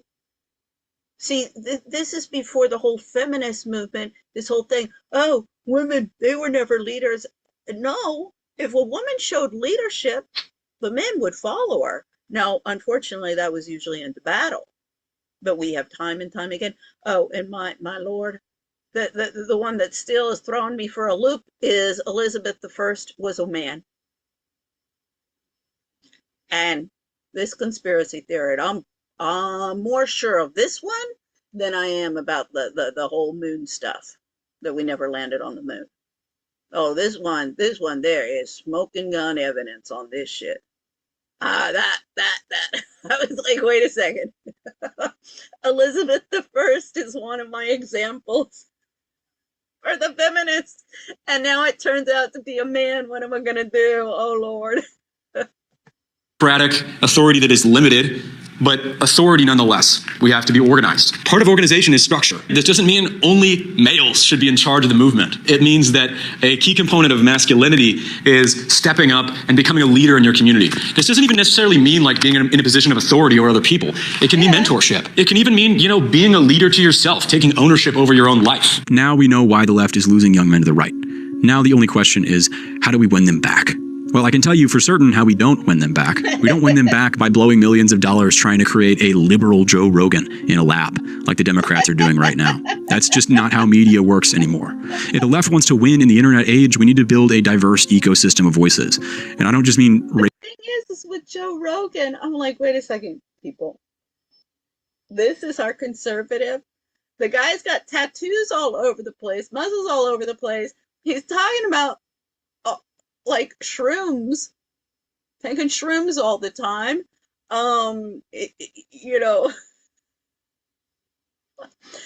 Russell Brand is another one. I'm like, this is our conservative. What? Like Tucker Carlson? Yeah, that's been the conservative. Tucker Carlson, I'm sure when he was in school, look back in the Preppy Handbook. This came out, the Debutante's Guide to Life, the Preppy Handbook back in the 80s. The Nerd Handbook. The nerd, he always had this plastic pen holder in his Oxford button-down shirt. Tucker Carlson probably had a plastic. Ask Tucker Carlson if he carried around his pens in a plastic holder in his Oxford tug button-down shirt when he was at school. So that was the conservatives. I mean, my mother, I remember when my mother, and I mean, you talk about your conservative Republican, with her values, we go back to the 1930s, not even the 1950s, 1930s. But she was like, is it true that like normal people, not just motorcycle gangs and things, wear tattoos these days? And we were like, yeah, Mom. Valhalla is another. All of these guys with these big, huge tattoos, I just look at them, I'm like, wait a second. That's like the left. That's your conservative. It's very confusing. Believe me, if anybody else is confused, the Americans, we're confused as well. Racial diversity or whatever. We need many different types of people with many different types of personalities, interests, and audiences. The right, for all their flaws, has this down to a science. Gaming, news, self-improvement, you name it. They've got creators in these spaces who can speak to people who may not even be into politics in the traditional sense. And these right-wing personalities might not always agree, but they at least understand how to separate their allies and their enemies. It's ironic, man. The left talks so much about tolerance, but in my experience, the right seems to actually be more accepting of ideological variance. I think we need to learn from their pluralism, because this is what's absolutely amazing. The right now is more open to different ideas, dialogue, freedom of speech, the values and principles upon which the left was always based. It's the world gone mad. In a time like this, it's more important than ever to have left-wing media that can actually connect with the public. If you're looking to start or grow your own channel, I'd love to coach you along this journey. Shoot me a message at the email in the description of this video to book a free call with me. I think this is a critical task for the left right now, and if you think you're up to the challenge, I'd love to talk to you. I'll end the video by saying this. If you're a young man, I would submit to you that you have much more to learn from Che Guevara than you do from Andrew Tate. And if you're looking for a role model, may I submit El Che as a candidate? People can try to impugn Che's... See, this young man and I are going to have a discussion. See, I'm like, we agree. I'm on board. Buddy, I'm with you. Che Guevara. Yeah, there you lose me. Oh, my dear, if you have some money, let's go and take a trip like Spanian or the Yes Theory to Cuba. Let me take you to Cuba and show you Cuba. I went there, it would have been 90, we were still living in Paris before we moved to Bogota, so this would have probably been 96, 97. And we went all through. We didn't have the kids. It was with a group. So this is a group of the bank, but this is the Spanish bank, BBVA, their office in Madrid. So this is like a combination of French and Spanish people, but Spanish who were first generation French. See, everybody forgets about the immigration in Europe. You had the Spanish and the Portuguese before you had the Africans who arrived. So we went and we were traveling. I mean, the kids were still young, and my in-laws came and stayed with them in Paris. And so, I mean, we had a wonderful trip and visited the entire island. And of course, with everybody speaking Spanish, it facilitates speaking with the locals. And I remember at one point, they found out that I was American, because I even went on my French passport, no problem.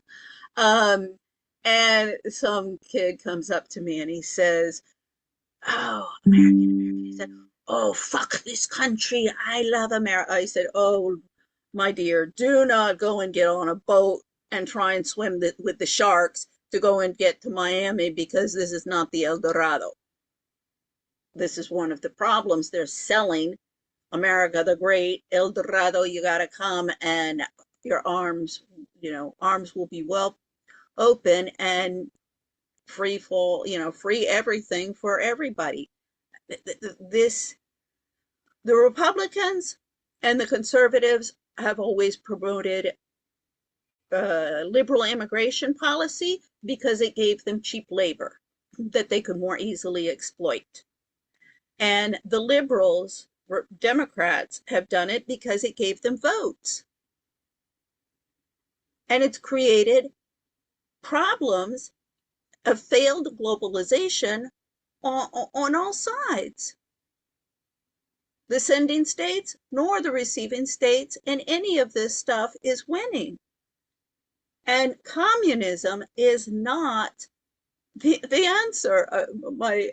His brother, I think it was his brother one time, he was explaining communism. And I mean, this, this was kind of the thing in Spain. They all agreed. It was like, yeah, communism is the difference between communism and capitalism. With capitalism, what's yours is yours. What's mine is mine. Under communism, what's mine is mine, and what's yours is mine. See, everybody wants to share when it's somebody else's pie. But when it's their own pie that it's coming from, they don't want to share.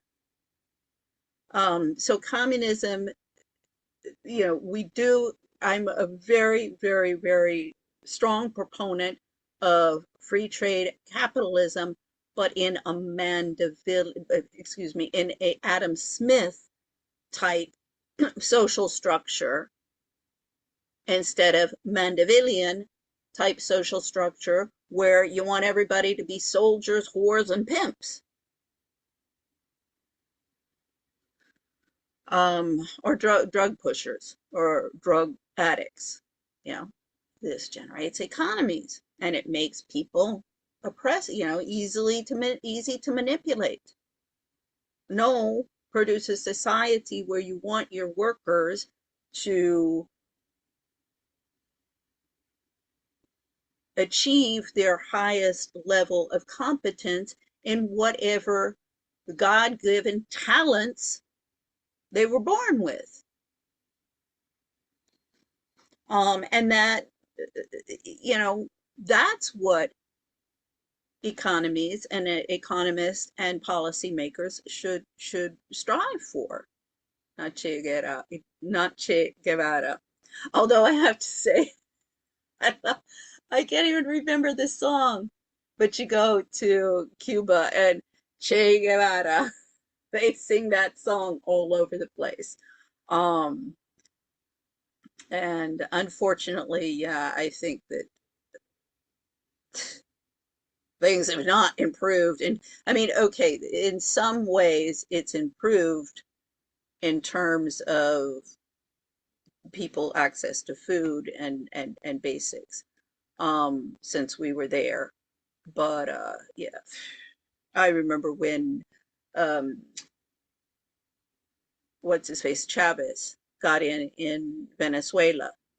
And I was like, oh my God, another Castro. And they were like, yeah. I'm like, yeah, why don't you go to Cuba and tell me how these people are living. And then come and tell me that this is a good thing. We went to St. Petersburg. That would have been around 95 or so. Just for a weekend. And or I think just one night, 2 days, one night. I would have loved to have gone back, but gorgeous city, gorgeous architecture, in such a horrible state of affairs. It broke my heart, and I love.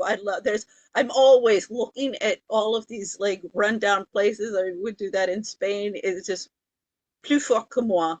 I look at these rundown places, I'm like, oh gosh, this, and you could do this, and you could do that, and this would be beautiful, and then you have to put this together. I love renovating places, much more than construction. But I mean, I haven't had much opportunity to do it, but my parents had a farm. They renovated some houses there. That's where I got my training, my apprenticeship in construction work. And then our kitchen reform from hell in Spain. The architect, we were hitting down a wall, and I was afraid that I wanted to make sure that the roof wasn't going to fall in and that we wouldn't have any structural problems. So I wanted to make sure we had an architect that would.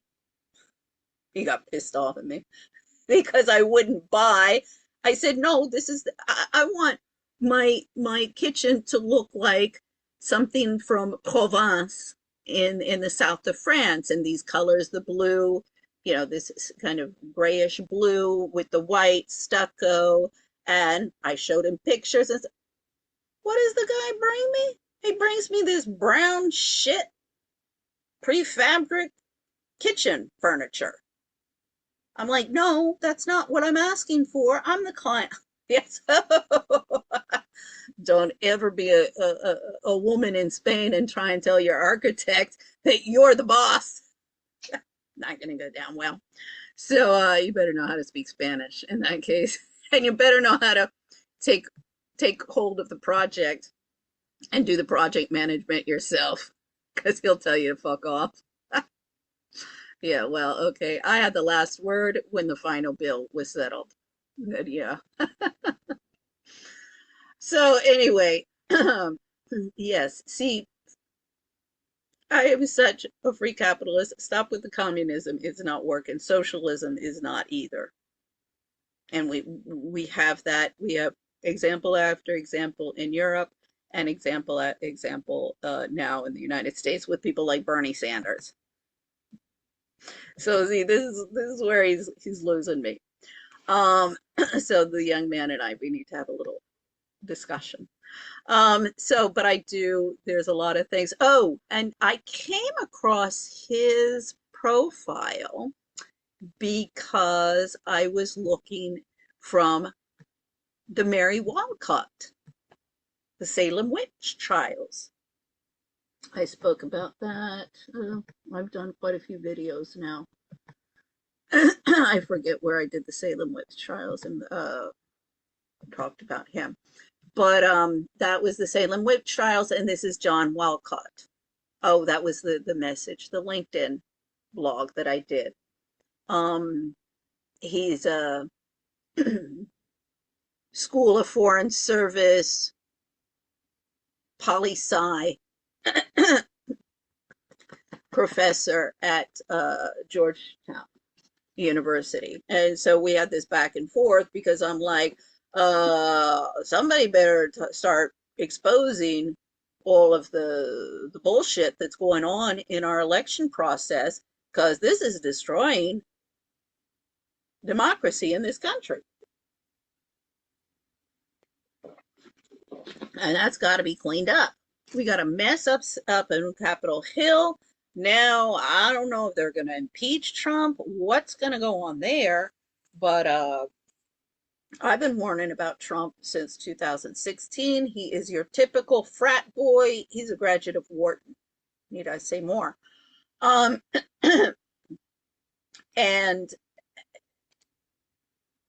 he's a bankruptcy building businessman who will be getting into that, the luxury 5-star living and, concentration wealth in the hands of the 1%ers. This is what this guy's done his entire life. He is the role model. He embodies that whole lifestyle. And New York, he's been wanting to take control of the Big Apple since he was a child. Not only did he get the Big Apple, he came down here to Washington, pull the same crap.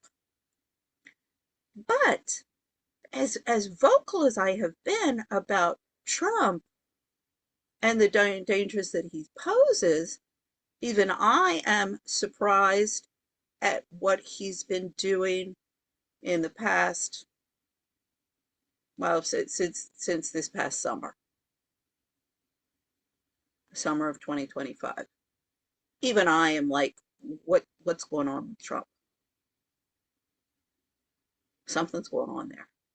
Even for him, this is not normal. Okay, I'm still okay in time. So let's do a quick dive into what happened to Europe, and then why is London so dangerous? And I'm going to go back to my dear, one of my favorite Spanish. It's a hot spot, like behind us. This is a point where they'd get angry. This kid, he reminds me when I was in Bogota. I worked at a school for abandoned girls, and then I was involved with a they were looking at Padre Nicolo. It was a project for homeless kids, kids from the street, and reintegrating them into society. And he did it by steps. So it had to be, the child had to say, no, I want to, I'm not going to force anything on you. And so it was very, very interesting in terms of how that problem can be addressed, not just with children, but with adults. But it's so sad to meet these little kids. Children should not be living like that anywhere. I mean, adults shouldn't be living like that, but children shouldn't be living like that. So, yeah, Spanian had a tough life. He was a drug addict, in and out of juvenile delinquent centers. I love it. I guess also what I like with Spanian, we both went to Cobham. I went to Cobham Hall in England, filled with all of the aristocracy. He went to Cobham juvenile delinquent center in Australia. But what cracks me up is that in my divorce, my husband claims that I was a juvenile delinquent and drug addict since the age of 14. So I was like, oh, and that I had been sent to reform school. I'm like, let's take a look at Cobham. I was like, fuck y'all. Fuck you. Oh, you want to play that game with me? I mean, another one that I have with all of the family courts and the lawyers and these bankruptcy building businessmen and all the assholes who want to keep up the corruption. I'm like, okay, you guys want to play it this way. So the women do not receive an income because it's the salary, the check is in the name of the husband. Okay, you want to play it that way. So in the case of divorce, then you're not going to be able to throw her out in the street with nothing. You're going to have to pay her. She carried your children. Okay, that's like $20,000-$30,000, I think, per pop or something like that in the market out there for a surrogate mother. You got to pay her for that. Then all of the hours that she's been working all of those years that she didn't receive an income, you got to pay her for that. Then dealing with your psychological problems, yeah, therapy hours, you pay her fair market price for that one as well. Financial manager, pay her for that one as well. These celebrity chefs, they make a shitload of money. You got to put that on there as well if she's a good cook. Event planner and stuff like that, you put that on there as well. Oh, okay, now we're like, I think probably around 2, 3, 4 million, something like. But, I don't have that kind of money. I don't make that kind of money. Yeah, well, fuck you. You wanted to screw her over? Well, now we'll screw you over. Everybody, I'm going to screw. I remember, when I was living in Miami, this is 1989, my roommate, her boyfriend, he was from Cuba, his parents, and he sold cars for a living. And he said, because I was like, oh, that, he had done some dental work. And I said, my God, that's highway robbery. That's ludicrous. And he said, oh, I don't care. He screws me over today and I'll screw somebody over tomorrow. And I was just like, you're an asshole. The guy was the worst alcoholic and drunk I've ever seen. He ended up killing himself, getting decapitated. He went under, he was driving, he went under one of these huge trucks, semi trucks, went right under that. His girlfriend was behind him in her car. She saw the whole thing.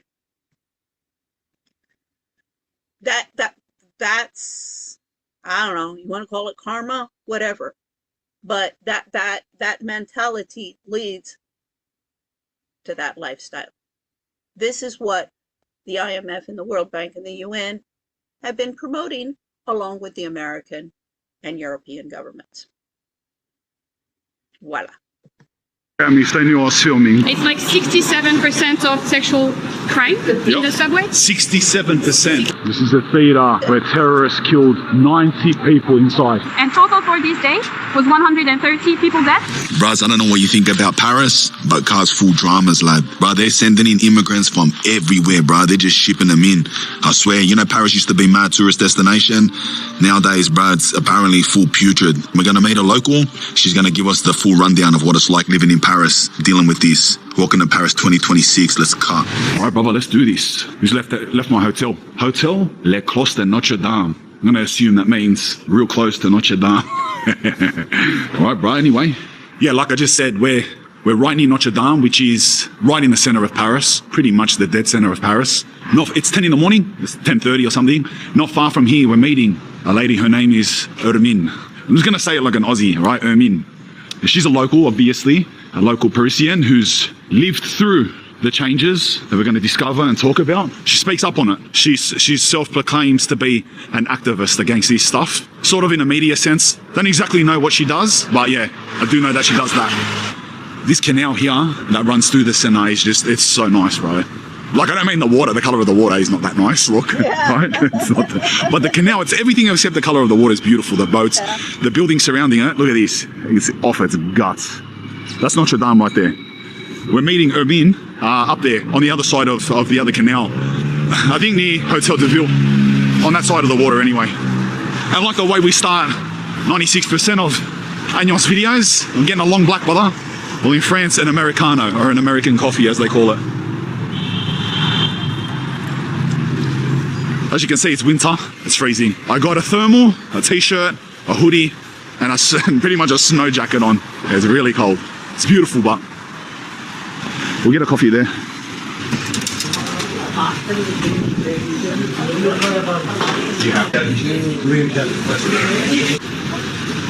Oh, it's hot as holding this cup.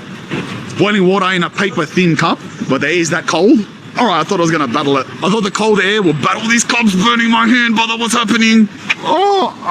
Let's just let the coffee kick back there for a second. It's burning hot, and I thought I'd walk out, it'll be ice cold, you know what I mean? They'll contrast nicely, and it'll be a nice cozy little hand, but it wasn't too cozy, was it? So straight out, whether you're into whatever you want to refer it to, politics, geopolitics, demographics, whatever, whether you're into it or not, there's no doubt in the world that you've seen what's happening in Western Europe, mostly because of the EU government, what they're allowing to happen or strategically making happen. So it's evident to everyone, right? You can see it happening. It's on the news, it's on social media all the time. Well, to be honest, it's not in the news all the time. It's the exact opposite thing of what the news like to talk about, but it's definitely everywhere but the news. And France, although it's extremely prevalent in many countries, you got to think of France and Paris specifically, Marseille even, but definitely here as the pinnacle of what's going on, the epicenter of what's happening. There are immigrants running around crazy. Immigrant crime is crazy. Riots and just completely unrecognizable parts of Paris. This is why I specifically chose to do the first of these types of videos. Not to say that I do more, but when I say the first of these types doesn't mean that I'm going to go around and start doing these. This might be the only time I do a video relating to this topic, but specifically why I wanted to do it in Paris, you know what I mean? But like I said, I could have done this in Rome, could have done this in Spain, I could have done this in London, I could have done this in Sweden or Belgium or Germany or anywhere, bro, really. We're meeting Hermine just across here. We're a little bit early though, like 20 minutes early actually. We're meeting her just here at this fountain across this bridge. So we'll kill a minute here, finish this coffee, enjoy this beautiful little sidewalk, and we'll head over there and meet her. And we'll let her give us a guide of, I generally know what we're doing. We're going to a couple areas where it's very evident, just to show us a couple areas that encompass most of the Paris that's lost, you know, like so both sides of it. And hear her insights and her struggles, and yeah, it'll be good.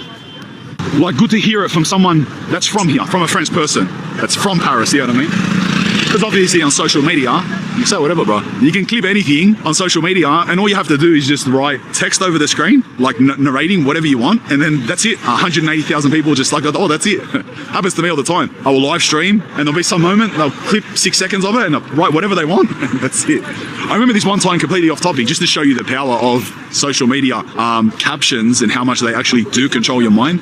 I remember one time I was live streaming on Twitch or whatever, and the lady was talking to me, and I was standing there listening to her, and a bloke yelled at me from the side. He yelled at my name, like in excitement to see me. It's like, Spider-Man, like that. He was so excited. And what they done is, someone took a clip. I know this is completely off topic, but it just shows you the power of social media. So someone like recorded that, screen recorded it, and they posted it on TikTok, but they cut out the man that's yelling, like excited to see me, but they kept his audio. And they wrote a caption, Spanian yells his name in a woman's face. So then all of a sudden the clip was a woman talking to me nice, and I just went, Spider-Man, like that. And you should have seen the comments. How dare he yell in a woman's face? What an atrocious man. I was just like, bro, anyway, just to show you the power of what a caption can do, you know? But I got completely sidetracked there, but the reason I said that is because I know firsthand, like, you see it on social media, it's just like, yeah. So we come to talk to someone that lives here, bro. Someone that doesn't thrive off social media reels. I'm 90% sure that's over there. Yeah, it is. All right. Hello. Hermine. Nice to meet you. Nice to meet How are you. you? Good. First place we're going, what's the name of it? Barbès. Barbès and Gare du Nord. Barbès? Sorry, how do I say it? Barbès. Barbès. And this is a part of North Paris that has always been an African immigrant area, but as of recently has got much worse. Yeah, it was not always, but I mean the immigration there was pretty, I would say 50 years ago. 50 years ago, yeah. Compared to the rest, it's ancient. And now it's so... Even when I lived in fact, I mean, I was a big client of Tati in Barbès. Particularly, I got my maternity. A lot of the clothes that I had. Oh, and I found some actually good clothes for kids. But yeah, there's Tati, and it's the Barbès Metro, and it's like these stores, these bazaar. They call them bazaar, and you also have some at the bottom of Sacré-Cœur. Right below Sacré-Cœur, you have, in fact, there's a couple of like fabric stores, outlet fabric stores, but also they call them bazaars, and they're outlets, if you will, and you go in and you find these big bins of clothes. It's knockoff stuff, and Tati, it's a little different because that's not the knockoff stuff, but it's very inexpensive clothing. I mean, it's it's everyday type of clothing or something, but you can find some good, or at least you used to be able to find some good buys and stuff. And then household goods, I would go down to Tati and that area. I used to get these glasses. They're like coffee cups. Anyway, they're Pyrolex. Everybody in France will know these little small ones. That I really get a good price on them there, whatever. So yeah, I'm very familiar with this area. And yeah, it was always immigrant, but things are getting worse and worse. So bad that she was saying a lot of Parisians don't even go there. Like they won't even enter the neighborhood. Yeah, and most people don't want to live there as well. You can see from the price of the housing. The housing prices, yeah, people don't want to live there. All right, and this is one of the worst parts of Paris, right? Yeah, if you don't count the suburbs, then yes. Okay, yeah. All right, looking forward to this. How far is this place we're going now from Central? I'd say 20 minutes by subway, Right. direct subway, Okay. so it's pretty close actually. Yep. So here in the subway, now you have a kind of a subway police that was not existent before. Yep. So you'll see them. They are in numbers and they have like protections and stuff. Yep. Sorry about that.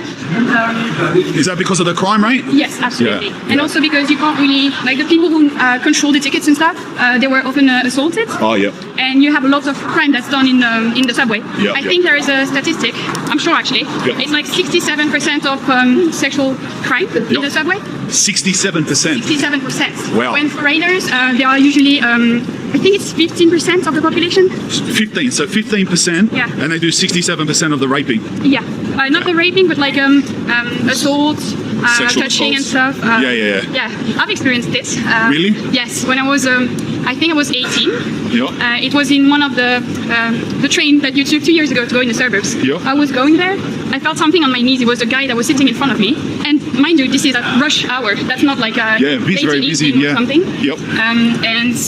It was a dude. And when I looked, he had his intimate parts in his hands, and he was looking at me. He was, I think, completely drugged because he had like red eyes. Yep. He was, I'd say, 40, 50 years old North African man. Yep. But they never found it because they have so many things like this today. Wow. So yeah. That's crazy. The chance to find them is really Far out. So they get away with it often. very often. Also, lots of them are not regular people. Yeah. You have a lot of illegals as well. Yeah, So yeah. to find them is, I mean, you can't really deal with people that you Yeah. don't know anything about. Yeah, if they're illegally here, yeah. Yeah, so I And guess, is this common for women in Paris to experience? They got to deal with this. I think I don't know anyone who hasn't experienced at least one aggression, whether it's sexual or Having illegal people, I mean, okay, people can't be illegal, but having illegals in your country does create security issues. This is not just oppression, because they're oppressing their own people. So, this is important. And I mean, I'm sick of it. I'm sick of it. I mean, one of the kids, well, I already talked about the pedophile I had living in the room next to me. who was flashing himself all the time to me. But then another was a young Latino boy who constantly at 3 o'clock in the morning, I mean, the girl across the way, I wouldn't dare call the police because he was already getting really pissed off and screaming and yelling, drunk off his, ass. I got a gun. I'm going to kill you all. I got a knife. I'm going to kill you all. And I mean, it was also, he was jealous because the girl across the way who lives in this apartment, she's not here anymore. She was, I mean, Gomez, so she was at least half Latina. And she was dating a black guy. So that was really jacking up the animosity here and the temperature. So she was the one who would be calling the cop, thanks God. And I would just be a witness. But he kept on saying, we're taking over this country, we're taking over this country. And I mean, the Latinos that I've worked with in all of the restaurants, that's what they're trying to do. I'm like, don't mess with me. And they got a problem because I understand everything that they say and I speak perfect Spanish. In fact, I'm like, when I learn to speak a language, whether it be my first or my second or my third, I'm going to learn how to speak it correctly. You guys can't even get one right. Or not. Yeah. I don't think it exists. I don't know any of them. So every woman experiences this normal life in Paris. Yeah, I would say when you're a teenager, it's because now I'm 27, so it's not the same. But when I was a teenager, you're more vulnerable. Yeah. And I would say every bus ride or every subway ride, you get at least like eyes on you or sexual comments or things like that. So more so as a teenage girl. Oh, more so as a teenager. So the pretty much, to say it, not trying to be polite, the North African immigrants target teenage girls, comments and touching and masturbating and stuff like that. Yeah, you have also obviously you have French people or other foreigners, lots of Africans as well. But I mean the stats are not lying, so. Yeah, 67% is crazy for 15%. Yeah.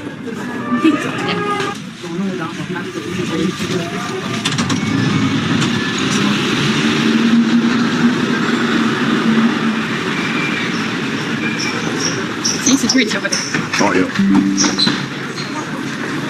All right, I'm not gonna lie, I'm a bit nervous now because she said to me that we will stand out here.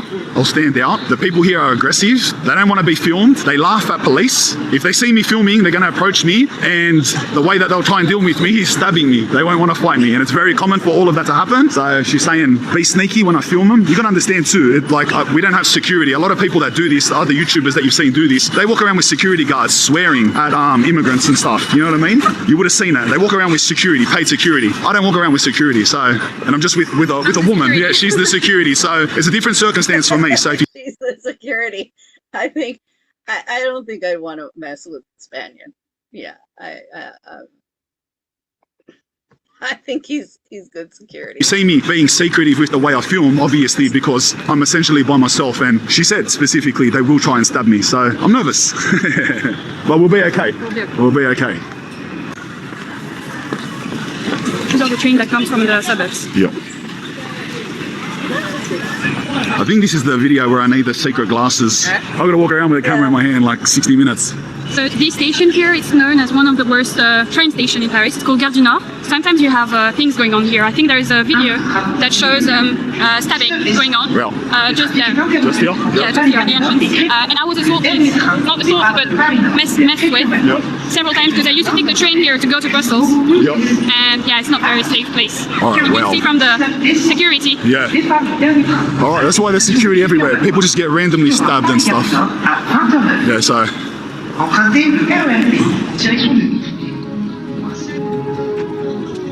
See the guy selling cigarettes.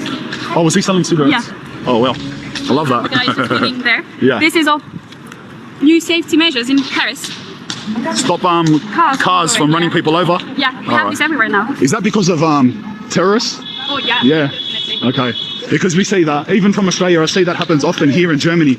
Like terrorists run over, especially around Christmas time and stuff. Well, because you have people using a lot of stuff to kill and wound, you have a lot of new measures. Like, for instance, in Paris, you're not allowed to hold a knife All right. When you used to be okay with having a little, you know, something to just, I don't know, cut bread or whatever, now you're not allowed to because obviously a lot of stabbings happened.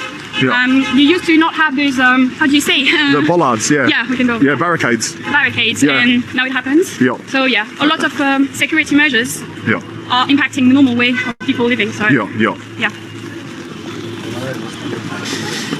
Ethnic shops, I would say. Oh yeah, up here. Not how it was when I was young, because I was born in this area, and you didn't have like places with just foreign languages, languages around. This is soft, but later you'll see. Oh, it's every store though. Yeah. Every single store. Yeah.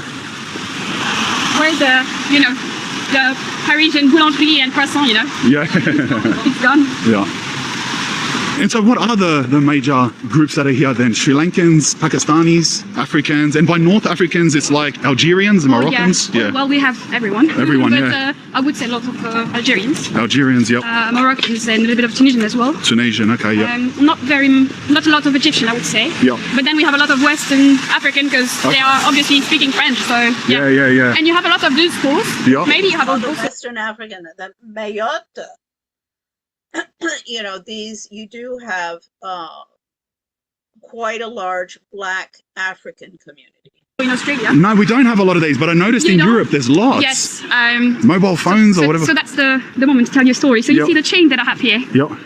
Not for nothing, because I got my iPhone stolen 3 times. One of them was in Brussels, not in Paris. That's for another video. But yeah, in Paris it was 2 times. So you will see a lot of those chains nowadays. And when it was stolen, you know, you can locate the iPhone.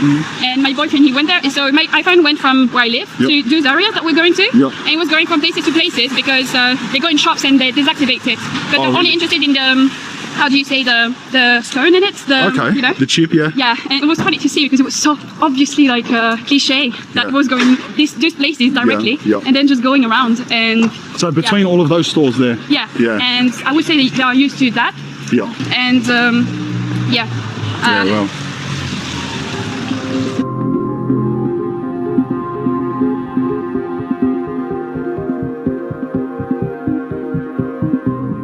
And then you have a lot of shops where it's like transferring money to different places. Which what's funny is once I was living by my own and I got stolen credit cards and I had to go there because my mum was sending me some cash. So I had to go in one of those places, and obviously it's not very French over there. And there was a fight between one North African man and a black woman, because the North African man was racist towards the black woman. So there was this fight in between communities, which you do have a lot as well. Oh, so they fight each other? They fight each other. There's a lot of racism from especially the Arabs towards blacks. Oh, okay, Oh yeah. See, this is something nobody wants to talk about. And this is one of the things that I show with my issues with ICD, the Institute for Capacity Development. So Sharmini Curry, the head of the department, Sri Lankan. Adrian Thapa, the office manager, Indian. Kalpana Kochar over at HR, Indian again. Well, Mark Plant is white American, but I'm not sure. He doesn't seem to have ever been married or have children. So maybe he's part of the gay, LGBT, because they're always with the woke left, because you have the different minorities and the feminist and the homosexuals that have all been aligning and seeking power for them and dominance for them in the social order, rather than upholding rule of law and constitution and egalitarian principles and things. No. They want to come in and become the new dominators and oppressors. I mean, this is, of course, why Kristalina Georgieva has been ignoring me all of these years. The other day, one of her new advisors came in. I said, oh, my Lord, let me catch up to speed. What's going on in here amongst the little ladies? That is being swept under the carpet, and everybody thinks I'm just going to go and jump off a bridge and it's all going to go away. I keep on telling them, you guys, I'm just the messenger. You can shoot the messenger, but the message is still coming. Y'all have built a house of cards that's going to collapse. And so you have these factions, they'll all unite against the white privileged American and show her who's boss. But once they've gotten rid of me, you know, their common enemy, they'll stab each other in the back and you know, scratch each other's eyes out at a drop of a hat. What really cracks me up is Kate Phillips, who was the outgoing office manager of the Institute for Capacity Development, because she's angling for a career in IMF HR. She miscalculated her game. And so that's why she sided, she's from New Zealand, white, sided with the Indian, Adrian Thapa. But then once I was gotten rid of, Adrian Thapa made sure, I mean, it wasn't just Adrian Thapa, I'm sure Gina Paoni, who's from Canada, who was also in the power struggles there of the Institute for Capacity Development, and because Gina Paoni was HR. She was like, before that, it was kind of like, they just had one of the economists doing the HR stuff, and Gina Paoni was brought in as this big professional HR. I'm like, I mean, these people thought that, oh, you know, white privileged American, she's dead and gone. I'm like, no, I'm sitting here, I'm watching everything that's going on here. So as I say, once they got rid of me, then they turned on the New Zealand white woman and got rid of her. She had allied with them before, but once they got rid of their little enemy, then they turn on her. See, what everybody doesn't understand is they think that the woke left of all of these different racial factions and national factions and religious factions are united. No, they're united against a common enemy, the white American. But once amongst themselves, ooh, it's vicious. And see, nobody's concentrating on governing. Everybody's concentrating on power plays. Sometimes you have fight between, one was famous, it was one between the Arabs and the Chechen. Yep. Yeah, in one of the small city of French countryside. Yeah, well. Yeah, indeed. Chechens, well. You can see the nice, very clean area. Yeah. See, now they're all in, but that's where they sell the... Oh, okay, so this is one of the main corners for what, drug dealing? Yeah, and also just like cigarettes and... Oh, I can see him standing there with the scooters. Yeah.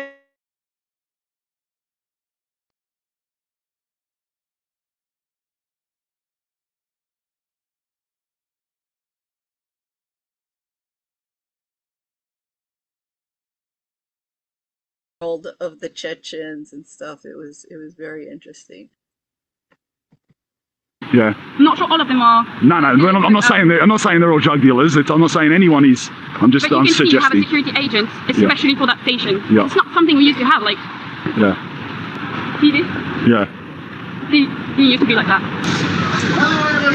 So this is a hot spot, like behind us. This is a point where they'd get angry at me if they knew I was filming, but I'll do it anyway. I'm pointing it at my face. So worst comes to worst, if they come up and say something, I'll say I'm doing a food vlog. That's what I'll tell them. We're doing a food vlog. We're doing a doco on food. And they're all here all the time? Yeah. In those areas you have just people hanging around in the street, which is something that's not very common in Europe, obviously. Yeah. That's very uncomfortable when you're a woman. Yeah. I would say it's uncomfortable for men as well, because you do have a hostile vibe all the time. Yeah. But especially when you're a woman, you know, you don't want to just hang out there by yourself. Yeah. Do you feel in these areas that being French, you experience like racism? Do you get made to feel like an outsider in these areas? Oh, yeah, definitely. Definitely, you cannot feel like it's your own country anymore when you're in places like this. Yeah. Because I've been in places where I'm the only white person or the only French. But obviously it's more their country than mine in some areas. Yeah. Like you can see from the print in foreign languages, it's not addressed to me, obviously. Yeah. When I was, I'm a bit different because I was raised in eastern Paris. Yep. So my city, to give an anecdote, it was called the second capital of Mali. You know the Mali, African nation, yeah. So it was the most Malian populated city after Mali. The capital of Mali. After Mali, wow. So when I was young, I was in my, how do you say, preschool? Mm-hmm. When you're preschool, 3, 4, I think it's not even minority. We were almost no whites. Oh, really? In the class. So yeah, well. A little bit used to that, unfortunately. Yeah. I didn't experience that when I was living in Australia, in Sydney. Yeah. It was very different. Yeah. I'll see you have the migrant camp over there. Oh, that's a migrant camp? Yeah. Oh, wow. Illegals? Yeah. Probably illegals, yeah. These are the ones who just arrived. Yeah. Oh, just arrived? Yeah. Wow. Well, sometimes for a few months or stuff. Yeah. Because after usually they are taken care of. Yeah. Well, so the government, they have services to take care of them? Yeah. So it's like a center for them, for illegals. Yeah. Especially for them. I mean, it's not like legal immigrants, it's for illegal immigrants. Yeah. There's a system where they receive a fund for them to eat and have a bed. Yeah. And then they go back, after a while, they go back into normal society. But this you have nowadays, because the policy now is trying to get them out. I've been a refugee in my own country. I had to flee Spain in 2008 and haven't been able to return for fear. I mean, there was a kidnapping attempt right before I left for my husband. So I can't return until somebody will assure my safety, either the Spanish government or my own government. And everybody, all of the other refugees, refugees in the United States, welcome with open arms. Me? Go jump off a bridge or go and live in a tent on the street. Out of Paris and big cities into the countryside of France. So you have them in very small cities of the countryside. Oh, really? Yeah. So what they tried to do during the Olympics, they emptied the city of all of this. And they sent them to the countryside. So that they wouldn't be here for the tourists. Yeah. So maybe we should go around because I don't want to go through it. Well, the whole thing is just like illegal immigrants. And we're walking past as she's talking, and they're all eyeballing really hard. There's just packs of them, and they're all, why is every single one of them male though? It's all men. I guess the women, the children are fighting the wars that you have over there. How funny is that? The women and the children, because they're supposedly escaping danger and wars. There's no women and children, migrants here, or under the bridges or in the immigration camps under here. It all looks like 27, 28-year-old men, full grown, big, large men, every single one of them. It's funny, aren't they the ones that are supposed to be fighting the wars, not escaping it? Wars, you don't even have wars. Some of the countries, like when they come from Algeria, there's no war. There's no war. Yeah. So, yeah, every single one of them. Every single one is a man. Absolutely. That kind of cracks me up with all of these refugee seekers in the United States. They go home on vacation to their home country to visit their families. Now, if they're refugees here, they wouldn't be able to go home and visit their families. As I said, I can't go back to Spain until I can be assured my safety.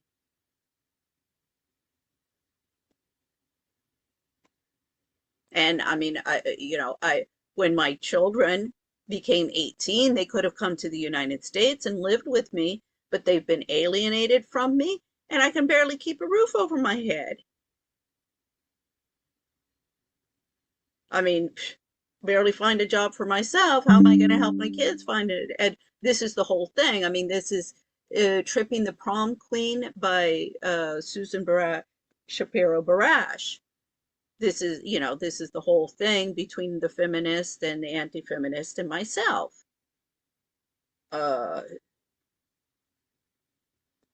Women, before they competed, their competition and their aggression were based on finding meal ticket husbands, who had the largest mansion, who had the most trinkets and spent the most money on consumer goods, and whose children were the most successful. And they defined success with diplomas, not how fulfilled or productive their children were, how many diplomas they got, and how much they earned. And the feminist movement into the workplace has just expanded that to include backstabbing, witchery, and kill or be killed tactics and rules in labor markets amongst the women. I mean, Charmony, Adrian, all of the people over at the IMF and the World Bank, they want to pick a fight with me. Well, you accept the consequences. I mean, this whole thing, destroy or be destroyed, you want to play hardball, then we play hardball. And you don't complain when things don't go your way. I mean, it is incredible as entitled and narcissistic the Americans that I went to school with and all of the Americans that I know, as entitled and narcissistic and psychopathic as they are, the international development community, everybody over at the IMF, World Bank, UN, embassies, all of those people, academia, oh, I would say they're worse. They're at least as bad. And I want to see them all in court. It's like, oh, we're just playing the same game as everybody else. I'm like, yeah, and as my mom used to say, 2 wrongs don't make a right.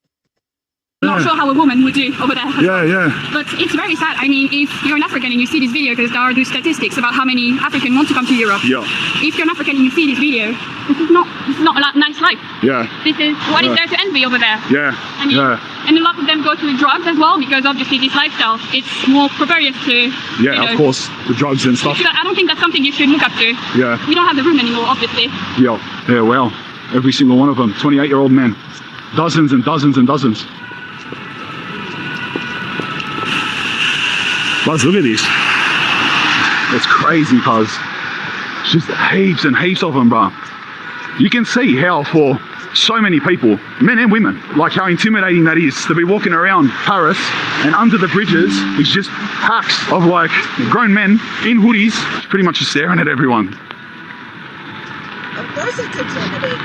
Which I'm not making eye contact now, but when she was talking and I was looking that way, looking over her shoulder, they were all just like.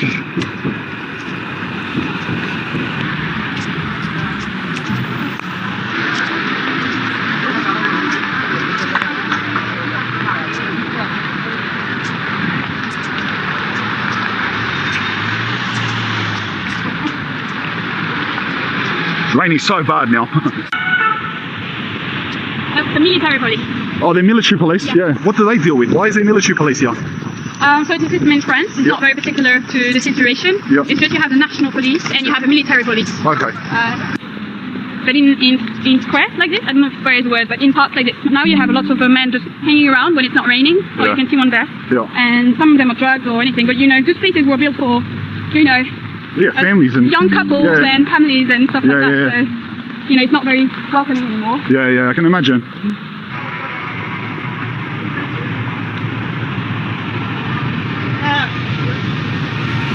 There's some random bloke following us, something to say.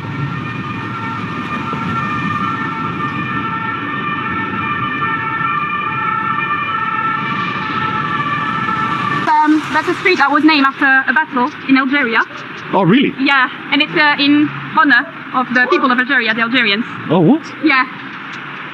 In honor of a battle in Algeria and the people that died in it. They named the street after it. But not the French people, the Algerians. Yeah, the Algerians. All right. Is the government very left here? Centre-left. Centre-left, okay. Which might be worse, because then it gives out the impression that something's being done, where nothing's being done. And you have approximately, so I think it's 330,000 people coming in every year. So that's approximately the size of a little bit less than the city of Canberra. Yep. I think. Yeah, every year. Every year, yeah. And that's Institute of Islam Culture. Oh, okay, well. Never seen that before. Yeah. Usually this place is packed with people outside. Yeah, the rain would have stopped 90% of people being out. Do you know why it's good for us?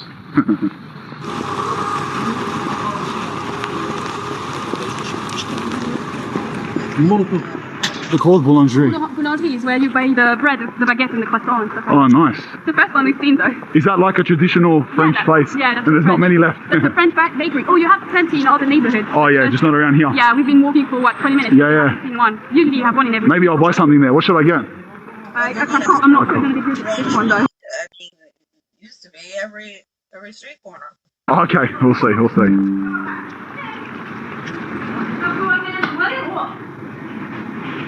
Oh, nice. Sounds beautiful. Bonjour.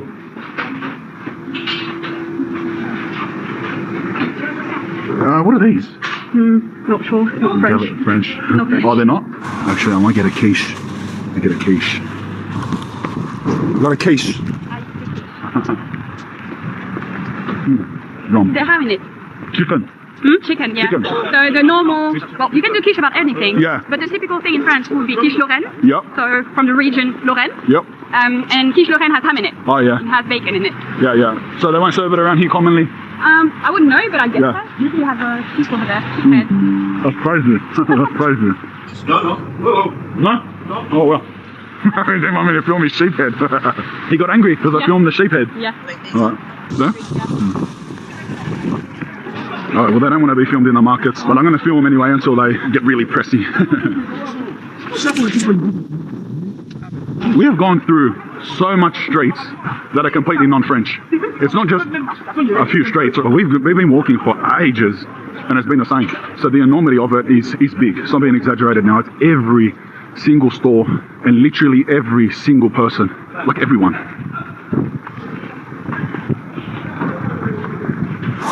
Oh, AIDS testing? Oh well. You said that sometimes there's a van. Yeah. And they do mobile testing or something? Yeah. Oh well. Of AIDS and all this stuff. Yeah, well, mobile AIDS testing in vans that just pull up around here. That's pretty scary.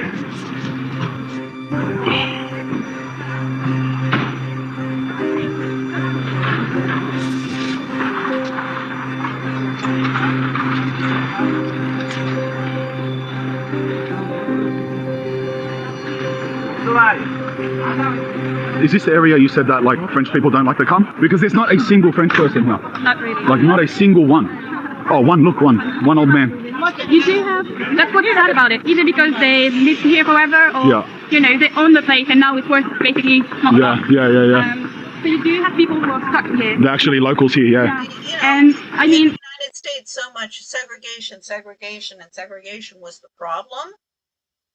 But if you see how the communities in Europe, Brussels, Paris, Madrid, I remember would have been about 1990, and my ex and I were walking, I think we were on like the Castellana, and we're walking around Madrid, and we see this black man, and we both start laughing, and I forget who said but we were like, oh, maybe we should tell him that he hasn't gotten far enough north and he's got to get farther north to make it up to France. Because you would always see at Gibraltar, or excuse me, this is above Gibraltar because you couldn't go to Gibraltar. I forget what the port is in southern Spain, just above Gibraltar, where you take the ferry across to Morocco. And I'm sure I assume there's probably one that goes to Algeria as well, and across the Mediterranean, but you can get through to Morocco. And I mean, when they're coming back from vacation time, like before school starting or something, you will see these, they're like these minivan type of things that they'll have in Europe. So you have these minivans, and I mean, they're stacked up with all of the luggage on top of it, tied up, and the car is packed up with the entire family, and they're all going back up to France. And it'll be caravans, tons of these cars, all coming. And of course, they drive through Spain on their way to France. And the thing is this is when they're just starting the euro is coming in, and the European Union, they're going to start injection of money into Southern Europe and develop Southern Europe. But I remember I kept on telling, because everybody in Madrid would tell me, we're not racist. We're not racist. That's you Americans and the French. We're not racist. And I was like, you guys, first, you have no more minorities. And at 24% unemployment and 18% interest rates, they're not coming. And I think you better not tell the Gitanos, the Gypsies, that you're not racist. Those were really the only minorities. You have the Roma, those are the Roma people. That you're not racist, because I think they'll slit your throat. I've always wondered, was there historically, like, where Gypsies had a restriction, the Roma people, did they have some sort of restriction on owning firearms? I just wonder, because it's like, I know it's a stereotype, but I think there's something there after living in Madrid. I couldn't believe it. You had Madrid, it was these high rises. They were building all of these high rises. And then, so you had the city, but then all of a sudden the high rises would stop and virgin, empty land as far as the eye could see, all around north, south, east, west. I mean, this was particularly shocking when you would get to the airport. You would arrive at the airport, and then you take the M40, the M40 north, up north, and then go around the north of Madrid and circle around. And it was, I mean, impressive how this, like building and then absolute virgin area. I was like, my God, you guys, come on. You love to live on top of each other. What is this? I could never understand that. I was like, you Latinos, you're really like your close spaces. But you would see these pockets of favelas, little shacks put together, and those were where the Gitanas were living. And you had, I remember there was, maybe this was in Franco's time, I forget when, but you had these projects that were built, apartments, and they were kind of given to the Gitanas, but they said a lot of them ended up selling them and then moving back into their shacks. I mean, the projects have not worked any place in the world that they've been tried. They created the same socioeconomic problems for these poor people that they're trying to have. What's more sad about it though, it's not that, we're showing you, but you do have people like kids who go to schools in good neighborhoods and stuff like that, and imagine how it's like. Yeah, I can imagine. In their own country. So yeah.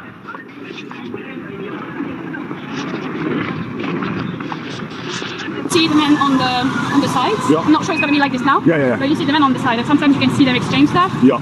Or argue with customers. That's ahead of us. All right. Yeah, that's ahead of us. C'est là.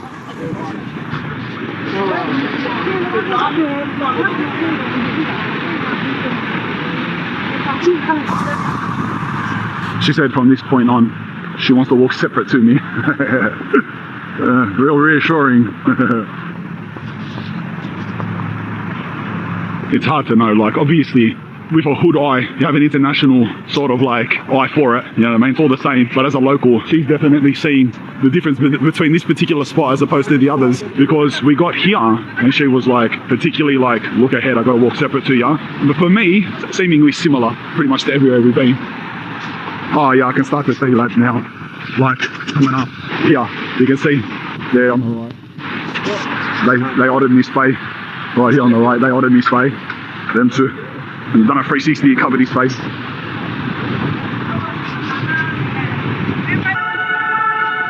All the military police, heaps of them, 3 of them, 3 big vans. They've seen the camera as well. Yeah? Yeah, and they spun around quickly. That one over there. Yeah. That's the cigarette. Hey, selling cigarettes on the street. I love that. That's a good little hustle, cuz. Selling bungers on the street, you can't complain against that. Stuff their tobacco in a sled. Oh, it's full Kronza there. The smell of Kronza there is huge. Even here, like the strongest smell.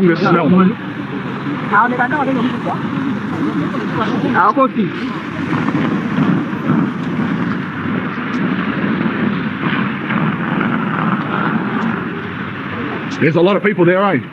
Yeah, and last time I was there, Yeah. you had policemen and women, and they were jogging with the police. Obviously, the police is trying to get, to do what they can, but they cannot do much because the justice system is not following it. So you can arrest people, but then what? Because nothing happens. Yeah. So sometimes they try to spread them to stop it from becoming too much. Like this is a lot already, but. Yeah. And one of the policewomen, she was telling the guys like, just go, and the guys were like, oh, we go to another train station. Okay, we go there. And they were basically laughing because like, yeah, just go there, but then what? Yeah. Then they do the same thing over there, and then come back, and then it's Yeah. cycle. Yeah. And people keep coming in, so it's more and more and more. It's crazy. Yeah. So where we're going now is what's the place? It's like a rich area, and they're building social housing inside it. So they're not building it.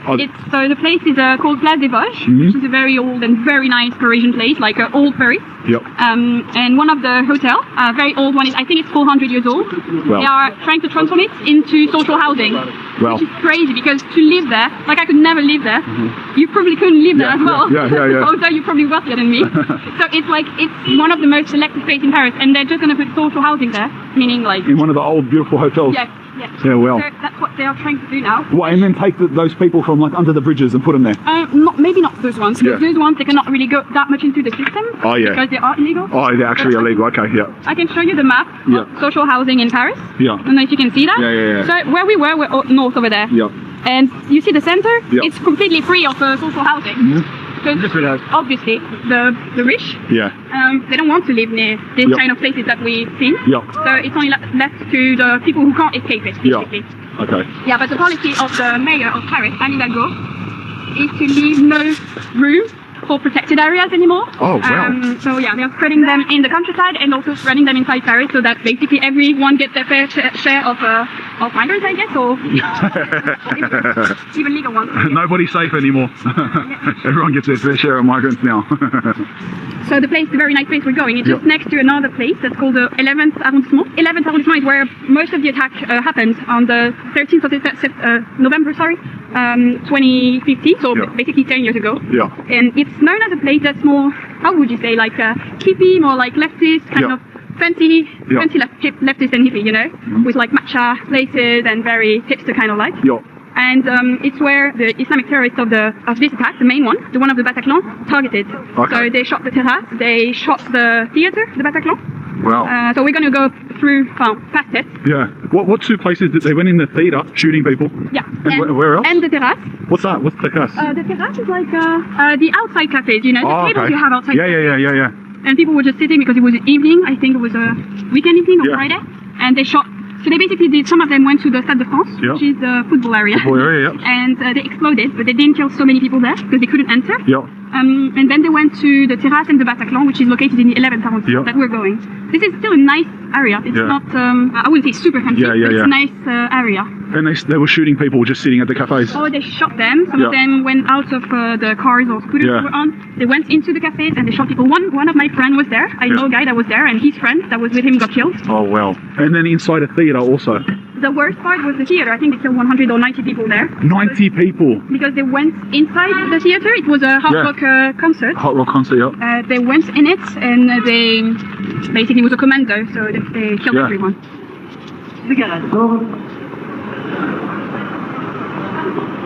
One of the reasons for this, like attacking cultural centers or something, is the West, Europe, and the United States, they've had this attitude of we're welcoming these people to our countries to take advantage of our superior cultural, how shall I say, traditions. We're superior. We're the civilized people. We're going to let you into our civilized world. But see, the thing is, it's not as civilized as the Europeans and the Americans pretend. And, they think, I see this all the time with my family, fine dining and driving expensive cars and having, expensive things makes you somehow civilized or cultivated. This gets into class. Nancy Eisenberg, the historian, White Trash, 400 Years of Untold Story in America. Or Untold History of America. So, it's Americans have interpreted class to mean the accumulation of wealth and privilege. That's not class. Class is how you treat people and how you live your life. So it's nothing to do with being poor or rich or having finery or anything. Now, effectively, with the civilization, if you look in the last 200 years, instead of living in mud huts like the Vikings, they developed, you had a huge development of the arts in Europe, which did bring in, like cleanliness is godliness. I always thought, God, you got to get over your religion. But cleanliness is, next to godliness. We should aspire to not live like animals. At the same time, just sitting down at a table and using a fork and knife or chopsticks, whatever the case may be, does not turn you from an animal into a civilized person. So this is a lot of the immigration, and nobody's ever talked about this. Nobody's ever even looked at this, but this whole resentment of, the receiving state. They're easing their conscience by letting all of these immigrants in, but then the immigrants are pissed off, and first they're getting oppressed, but then they're also pissed off of why they had to come here in the first place. It's not an easy situation.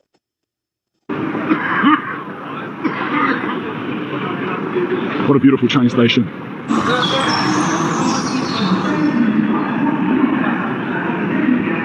This type of groups that hang around, we call them, government and media call them the youth. Maybe not that one in particular, but that's the style of person that will assault like young men.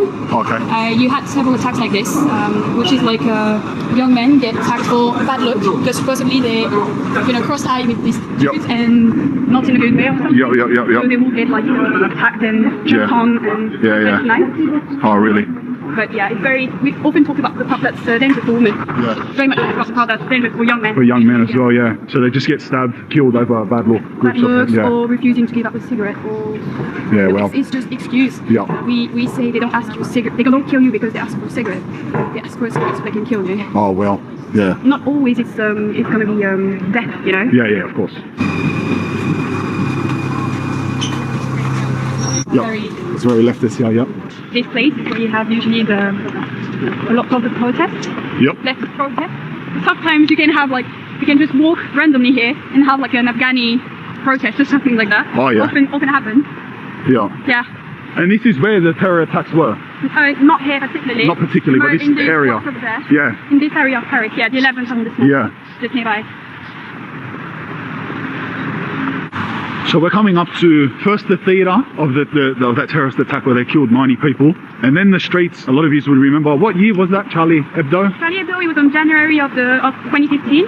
Oh, the same year? The same year, and then we have in November the attack on the theatre, like the main Paris attack. And then in July of 2016 we had the main attack as well in Nice of the truck running through families for the National Day parade. Not parade, but fireworks. And the people that done that, if they caught them, were they French citizens or? Some of some of them I think were French citizens and Belgian citizens as well. And Belgian citizens, yeah. And some of them came illegally through the migrant path of the 2015 crisis. Because at the time, people in politics were accused of, lying and doing so much when they said like illegal routes of migrants, like we can't control who's coming in. So, and people were accused of, all the names and stuff. And indeed, some of the terrorists went through that. Because they trained in Syria and stuff like that, and they went through some of them. And some of them are just regular legal immigrants, or even not immigrants themselves, but just descendants of grandparents or parents from immigration. I saw a few of them were trained and came here with the intention of doing that. Okay.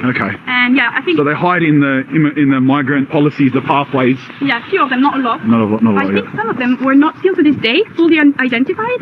But yes, it was a mix of people who came in through those routes. And people who were just living in Europe, and basically had a life here, Well, and it's funny because you say this area is a leftist area, which naturally they're the people that want them here and allow those policies to happen. So what makes this area where all the terrorist attacks kept happening then? I'm not sure. Out of the whole Paris, they're happening repeatedly here in the 11th. So my take on why it happened, especially in the Bataclan, so the theater that we're going to. The Bataclan, many French people don't really know that, but the Bataclan was owned, I think, by a Jew family or something like that. It was not at the time of the attack, but you had threats already. And so the terrorists, we can think it was one of the reasons, and I think another reason is they said out loud like they wanted to shoot non-believers of Islam. And actually in one of the terraces that they shot, there are articles about that. They came in front of a guy that was apparently, he could pass for a North African because he was a bit tan, and one of the guys said like, no, you're one of ours, and he just shot the next man instead. Oh really? Yeah. So so it was racially and religiously targeted. Yeah, definitely. And they did say, because one of the terrorists did survive, and he did say, if we have killed Muslims, then it was an accident because it was definitely not what we wanted to. So it was definitely religious and racially oriented. And this part of Paris, like the concert that they attacked, it was a metal concert, so obviously not a lot of high diversity rates, This is the theatre. This is the theatre. Oh wow, this is the theatre where terrorists killed 90 people inside. That's it upstairs? All of it. And it's a very old building. So they got in. It was a mess that night because I remember it. I was young, but I remember it. And I remember it felt like a war zone, basically. Because then it went to the terrace. So it was one terrace, and then it was another. And you could feel like on Twitter and stuff, you could feel like it's going everywhere. And actually some of the terrorists escaped. And they went to Belgium afterwards. Really? So for several days, it felt dangerous out there. You didn't know where some left and stuff. Or if they're going to keep going. And so inside they went, and they stayed for hours inside. Wow. 90 people is ridiculous. And total for this day was 130 people dead. And 2 committed suicide after because of the. So it's actually 132 people who died. 132 people died. Well. What's ironic is you have this sign. Which this sign is a sign that you can find now on every single base. Like if you're going to have some tourism done in Paris, you'll see it everywhere. It's Vigipirate, which is the name of the government plan against terrorism. So it was put in place, I think, around those years in 2015. And I think we're still in it, because when I bring my kid to school, to primary school, like for toddlers, you have this sign on top of the door. So imagine every place you go, even preschool, you have this. That sign, Well. Kind of urgency. That's crazy, bro.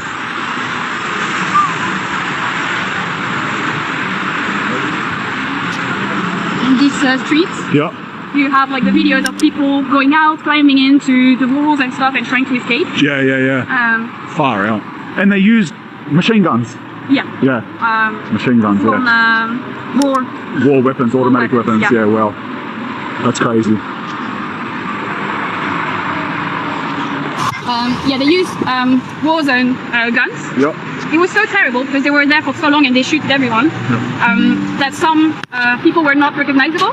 I remember because I was on the social media at the time. During the night, some of my siblings and relatives were in Paris in the theater or in concerts, so you didn't know which one exactly, so it was very terrifying. And people started to put ads on trying to find their relatives. You have to imagine 200 people were there. So you had people trying to find their relatives in hospitals everywhere outside Paris, inside Paris. And some of them didn't find them, or they found them dead. And I remember this particular girl, she was exactly my age, she was 17 at the time. And she was one of the last on the social media. You can see her parents, her father, posting over and over for 8 days. Posted about looking for her. Yeah. And every time he posted hits, you knew, obviously, she could not be alive. Yeah. It was very traumatizing. I think the Bataclan, for myself and for many French, it was one of the most radicalizing resets, I think. Yeah. It was so shocking. Yeah, I could imagine. The street where you have the famous video of the... I wonder how many of those are false flags, like in the States. Oh, the French, Candace Owens has been exposing a bit about Regime Macron and their, what do you call them? Oh, I forgot. Their secret military guys. It's not coming to my mind. I keep on thinking of the Green Berets, and it's not the Green Berets. But it's that. And those are, they don't ask too many questions about where these guys have come from or what they've done in the past. So this is for another attack. This was for Charlie Hebdo. Yep. So it was an attack for journalists and drawers. Is that how you say it? Sorry for my English. What was the word? Drawers. Yeah, cartoonists. Yeah, cartoonists, exactly. Yep. And they basically, Charlie Hebdo was a very satirical journal. Yep. They made fun of everyone. Yep. More so Christian than Muslim actually. Yeah. But they did cartoons of Mohammed. Yep. It's very forbidden for Muslims to even, it's not even mocking him, it's just picturing. Just drawing the picture, yeah. It's very blasphemous in Islam. Yeah. And they did it because they did it with everyone, and there was no reason they wouldn't do it with everyone. Yeah. And they were already on, how do you say, alert. Yep. I never agreed with that, because if they do it to one, they're going to do it Jesus Christ. I mean, the thing is if there is if a person or a group is particularly offended by a certain thing, whereas another one is not necessarily offended by the same thing, I'm sorry, you can't hold the same standards, because the one group is not going to take offense, but you can't put their values and morals on the other.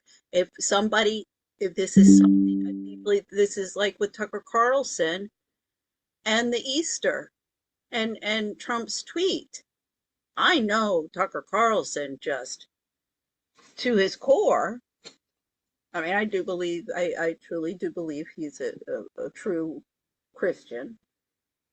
We need to have a talk, sit down and have a talk about the goddamn prep schools and all of them in this country. But I do believe he's a true Christian, and he takes that very seriously. So, of course, saying something to him about the Christian,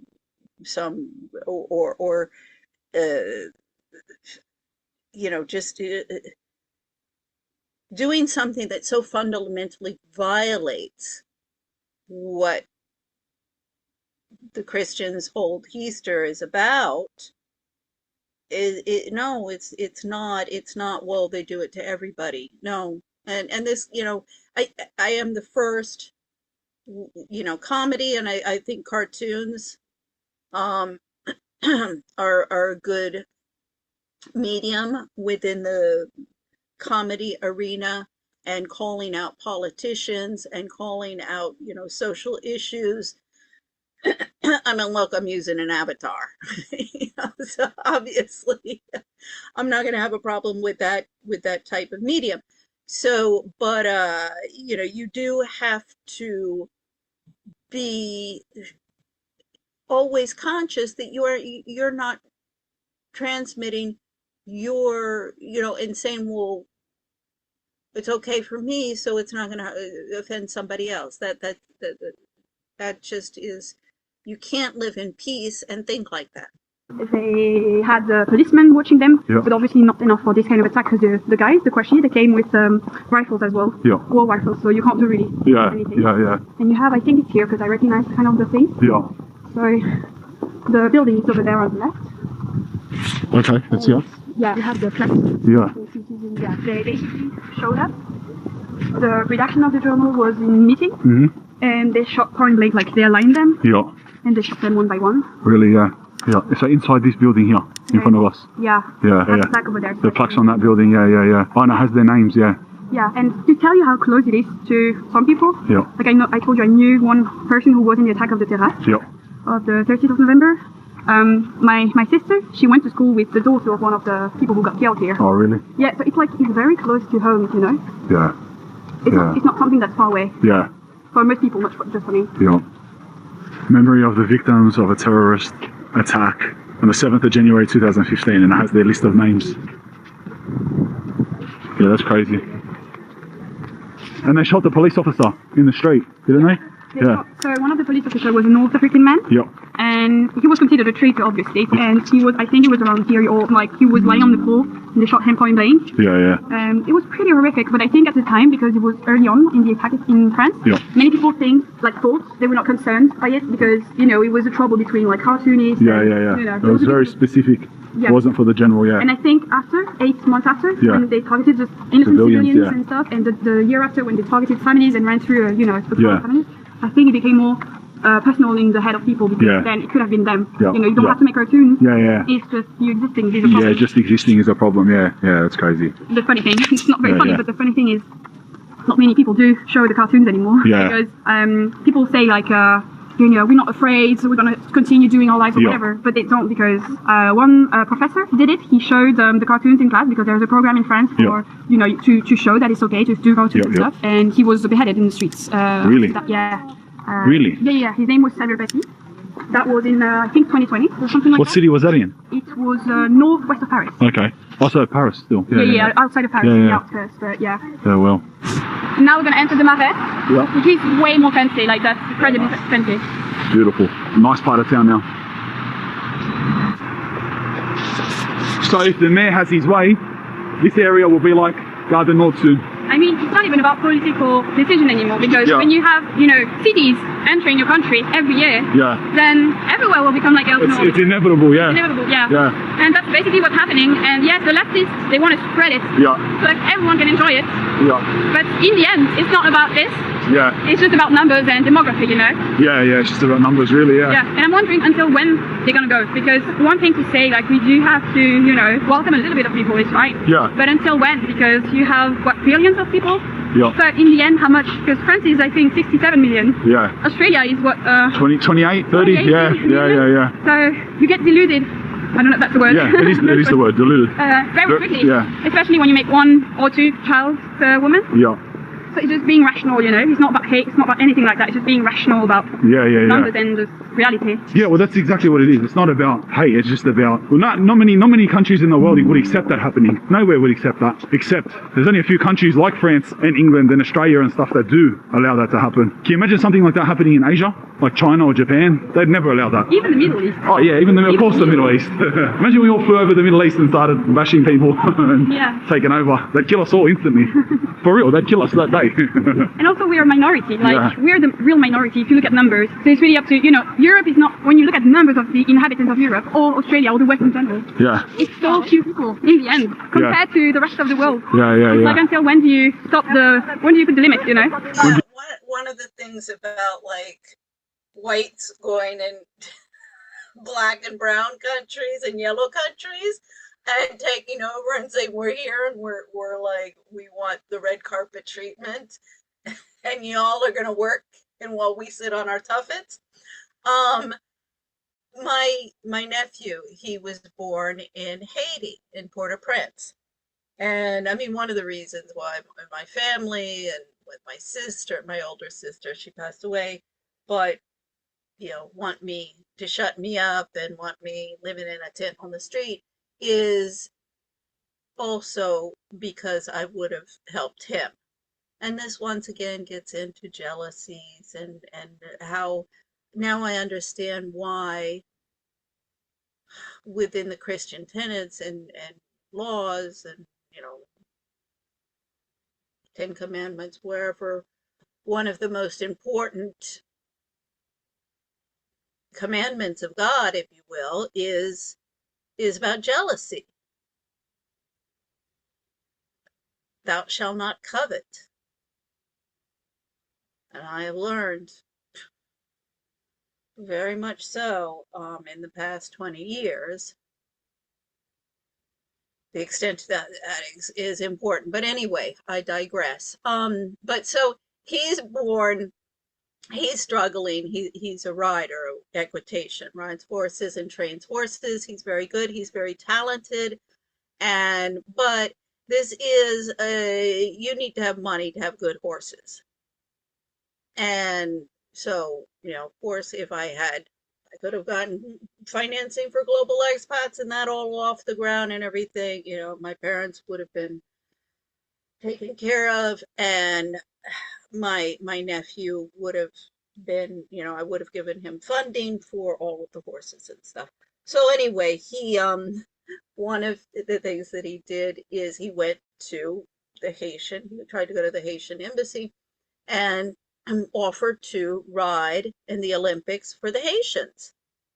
He would have been a feather in their cap, and he would have been, they don't have an equitation team.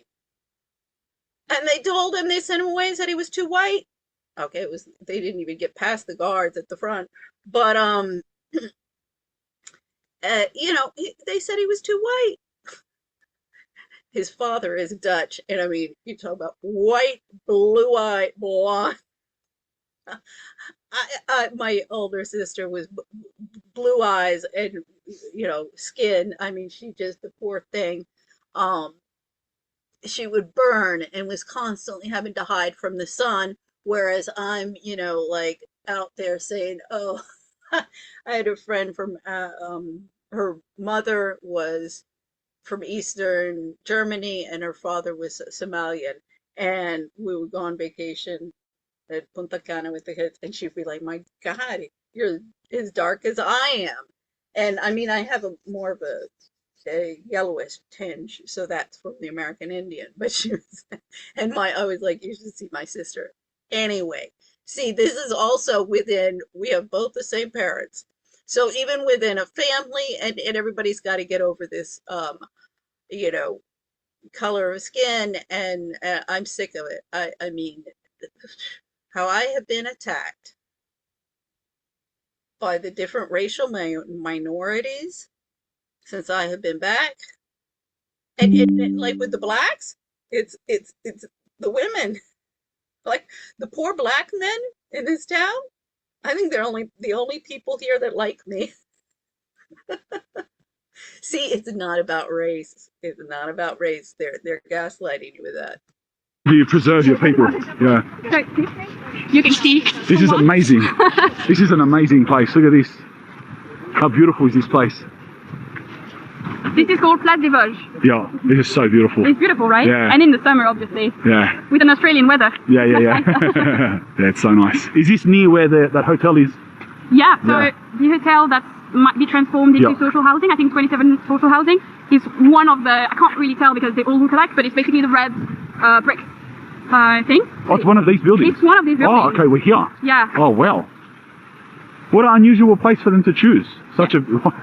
Why? When you think of the fact that people like myself, like people, French families and stuff, I can't even afford to live in Paris. Yeah. So when you think of that, and then the mayor decides to put like social housing for other people, it feels like you're, the last priority. Yeah, I can imagine.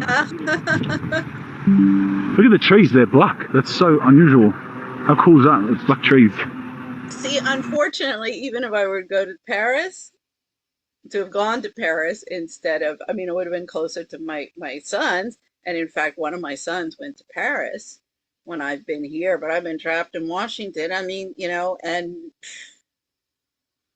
I definitely have more standing cause and clout here in Washington, and it's more important to vanquish, to become the vanquisher of Washington, D.C. before I hit Paris.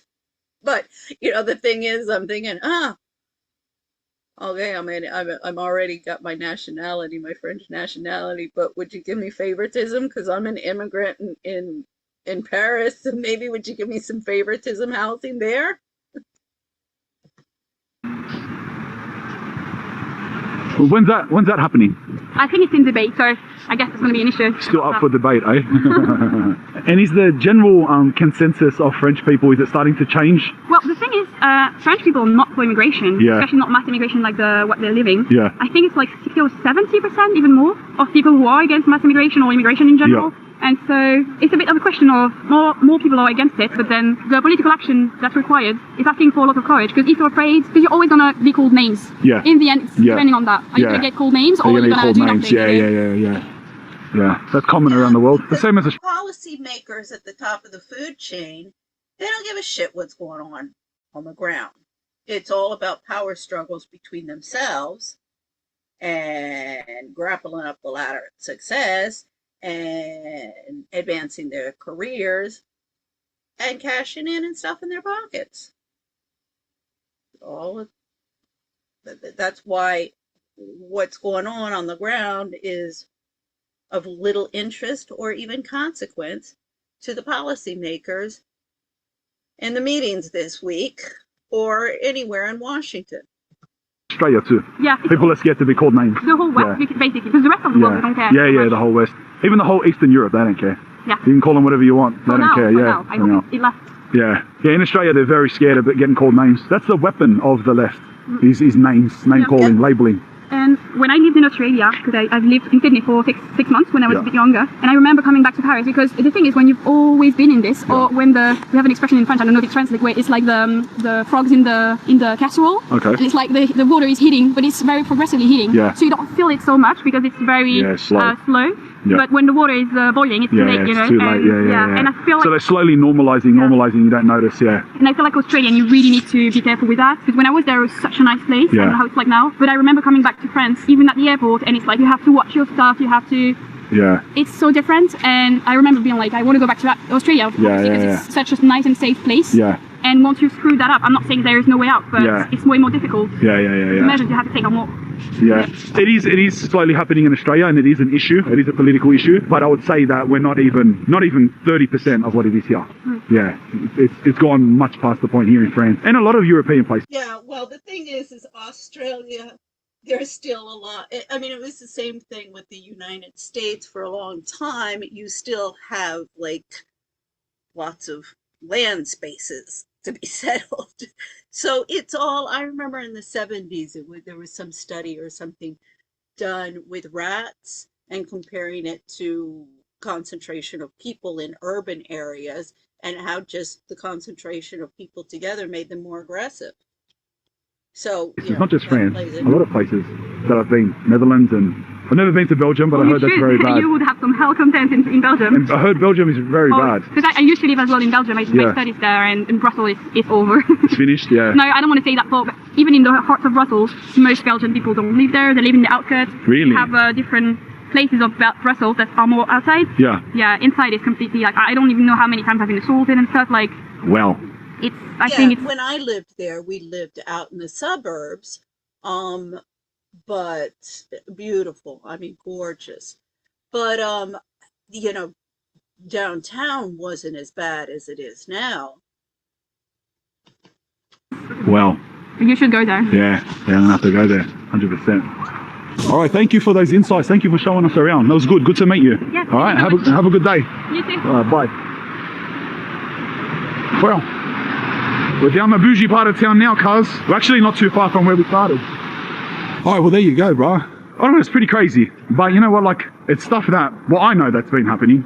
And I see it everywhere. But I've talked to a few people and they've had no idea that it's like that. I've jumped off the train before in Paris. Like when you jump off the train in Paris, you come from anywhere, you do not see a single French person. And I showed people videos of that before and they're like, what's that video from? Where did you go? I'm like, bro, that's Paris. And they're like, what are you talking about? And in one of the videos, lucky I filmed the street sign and they're like breaking out. But yeah, bro, that's it, cuz that's what's happening. That's an insight from a local that's seen it happen. It's crazy, eh? And really, you got to think of it like this. It's nothing to do with the type of people that it is or that they're from North Africa or wherever. Like, who even knows anything about Algeria or wherever? Like, whatever she was saying? It's not about that. Like, no one cares. It's anyone that does that anywhere. Like, where in the world could you go and do that? Like, it doesn't matter what national you are, and it doesn't matter what country. You can just mix and match any two random places. Like, let's just pick Korea, and let's just say Brazil. Like, as if Brazil would just let hundreds of thousands of Koreans pour in and just start hanging around, sexually assaulting people off the scale, like 10 times the amount of population that you represent, kill people, create gangs, do terror attacks, or whatever it is. They just wouldn't let that happen. It would just be nipped in the bud instantly. Do you know what I mean? Anywhere. Go to Libya and try and do that. Go to Pakistan and try to do that. Go to Japan and try to do that. Go to China and try to do that. Can you imagine what the Chinese police, Chinese civilians, and Chinese government would do the minute they notice a mass immigration of people hanging on street corners, robbing people and making threats? They just come in and smash us and send us back. That's how the world would treat this situation. Any country, any normal country in the world, that's how they deal with their situation, because they're trying to protect their country. Common sense. It's just something about very specific countries. Out of 200 countries in the world, there's like these 10 countries, there's like Australia or France or Belgium or Sweden or England, where they don't do that. Where they just not only allow it to happen, but there's just a portion of the population that just advocate for it and call you names if you call it out. Like even making a video like this where it's a French person saying what's going on. Our city's being invaded and they attack everyone. Oh, and they'll just call her a bunch of names for saying that. It's like, okay. Just a weird phenomenon that exists in this little amount of countries with this certain amount of people have this political view that they not only want it to happen, they hide it, pretend it doesn't happen. If you speak against it, they'll call your names. Like they'd probably say this is a racist video. How dare you walk around with a French woman filming people that aren't French, and she's saying, why do they attack us and why are they all taken over? Like, how dare that happen? How dare you? She's racist. This whole video is racist. And I guess that's what she referred to, is that people are just too scared to get called names for some reason. So that's how it happens anyway. Welcome to France. Is it getting any better? Who knows, brother? Soj. Okay, so I'm not going to have time to do the last video. I'll have to put that in. Welcome to the hood, lad. Welcome to Scampia. Don't tell me that's... Oops. So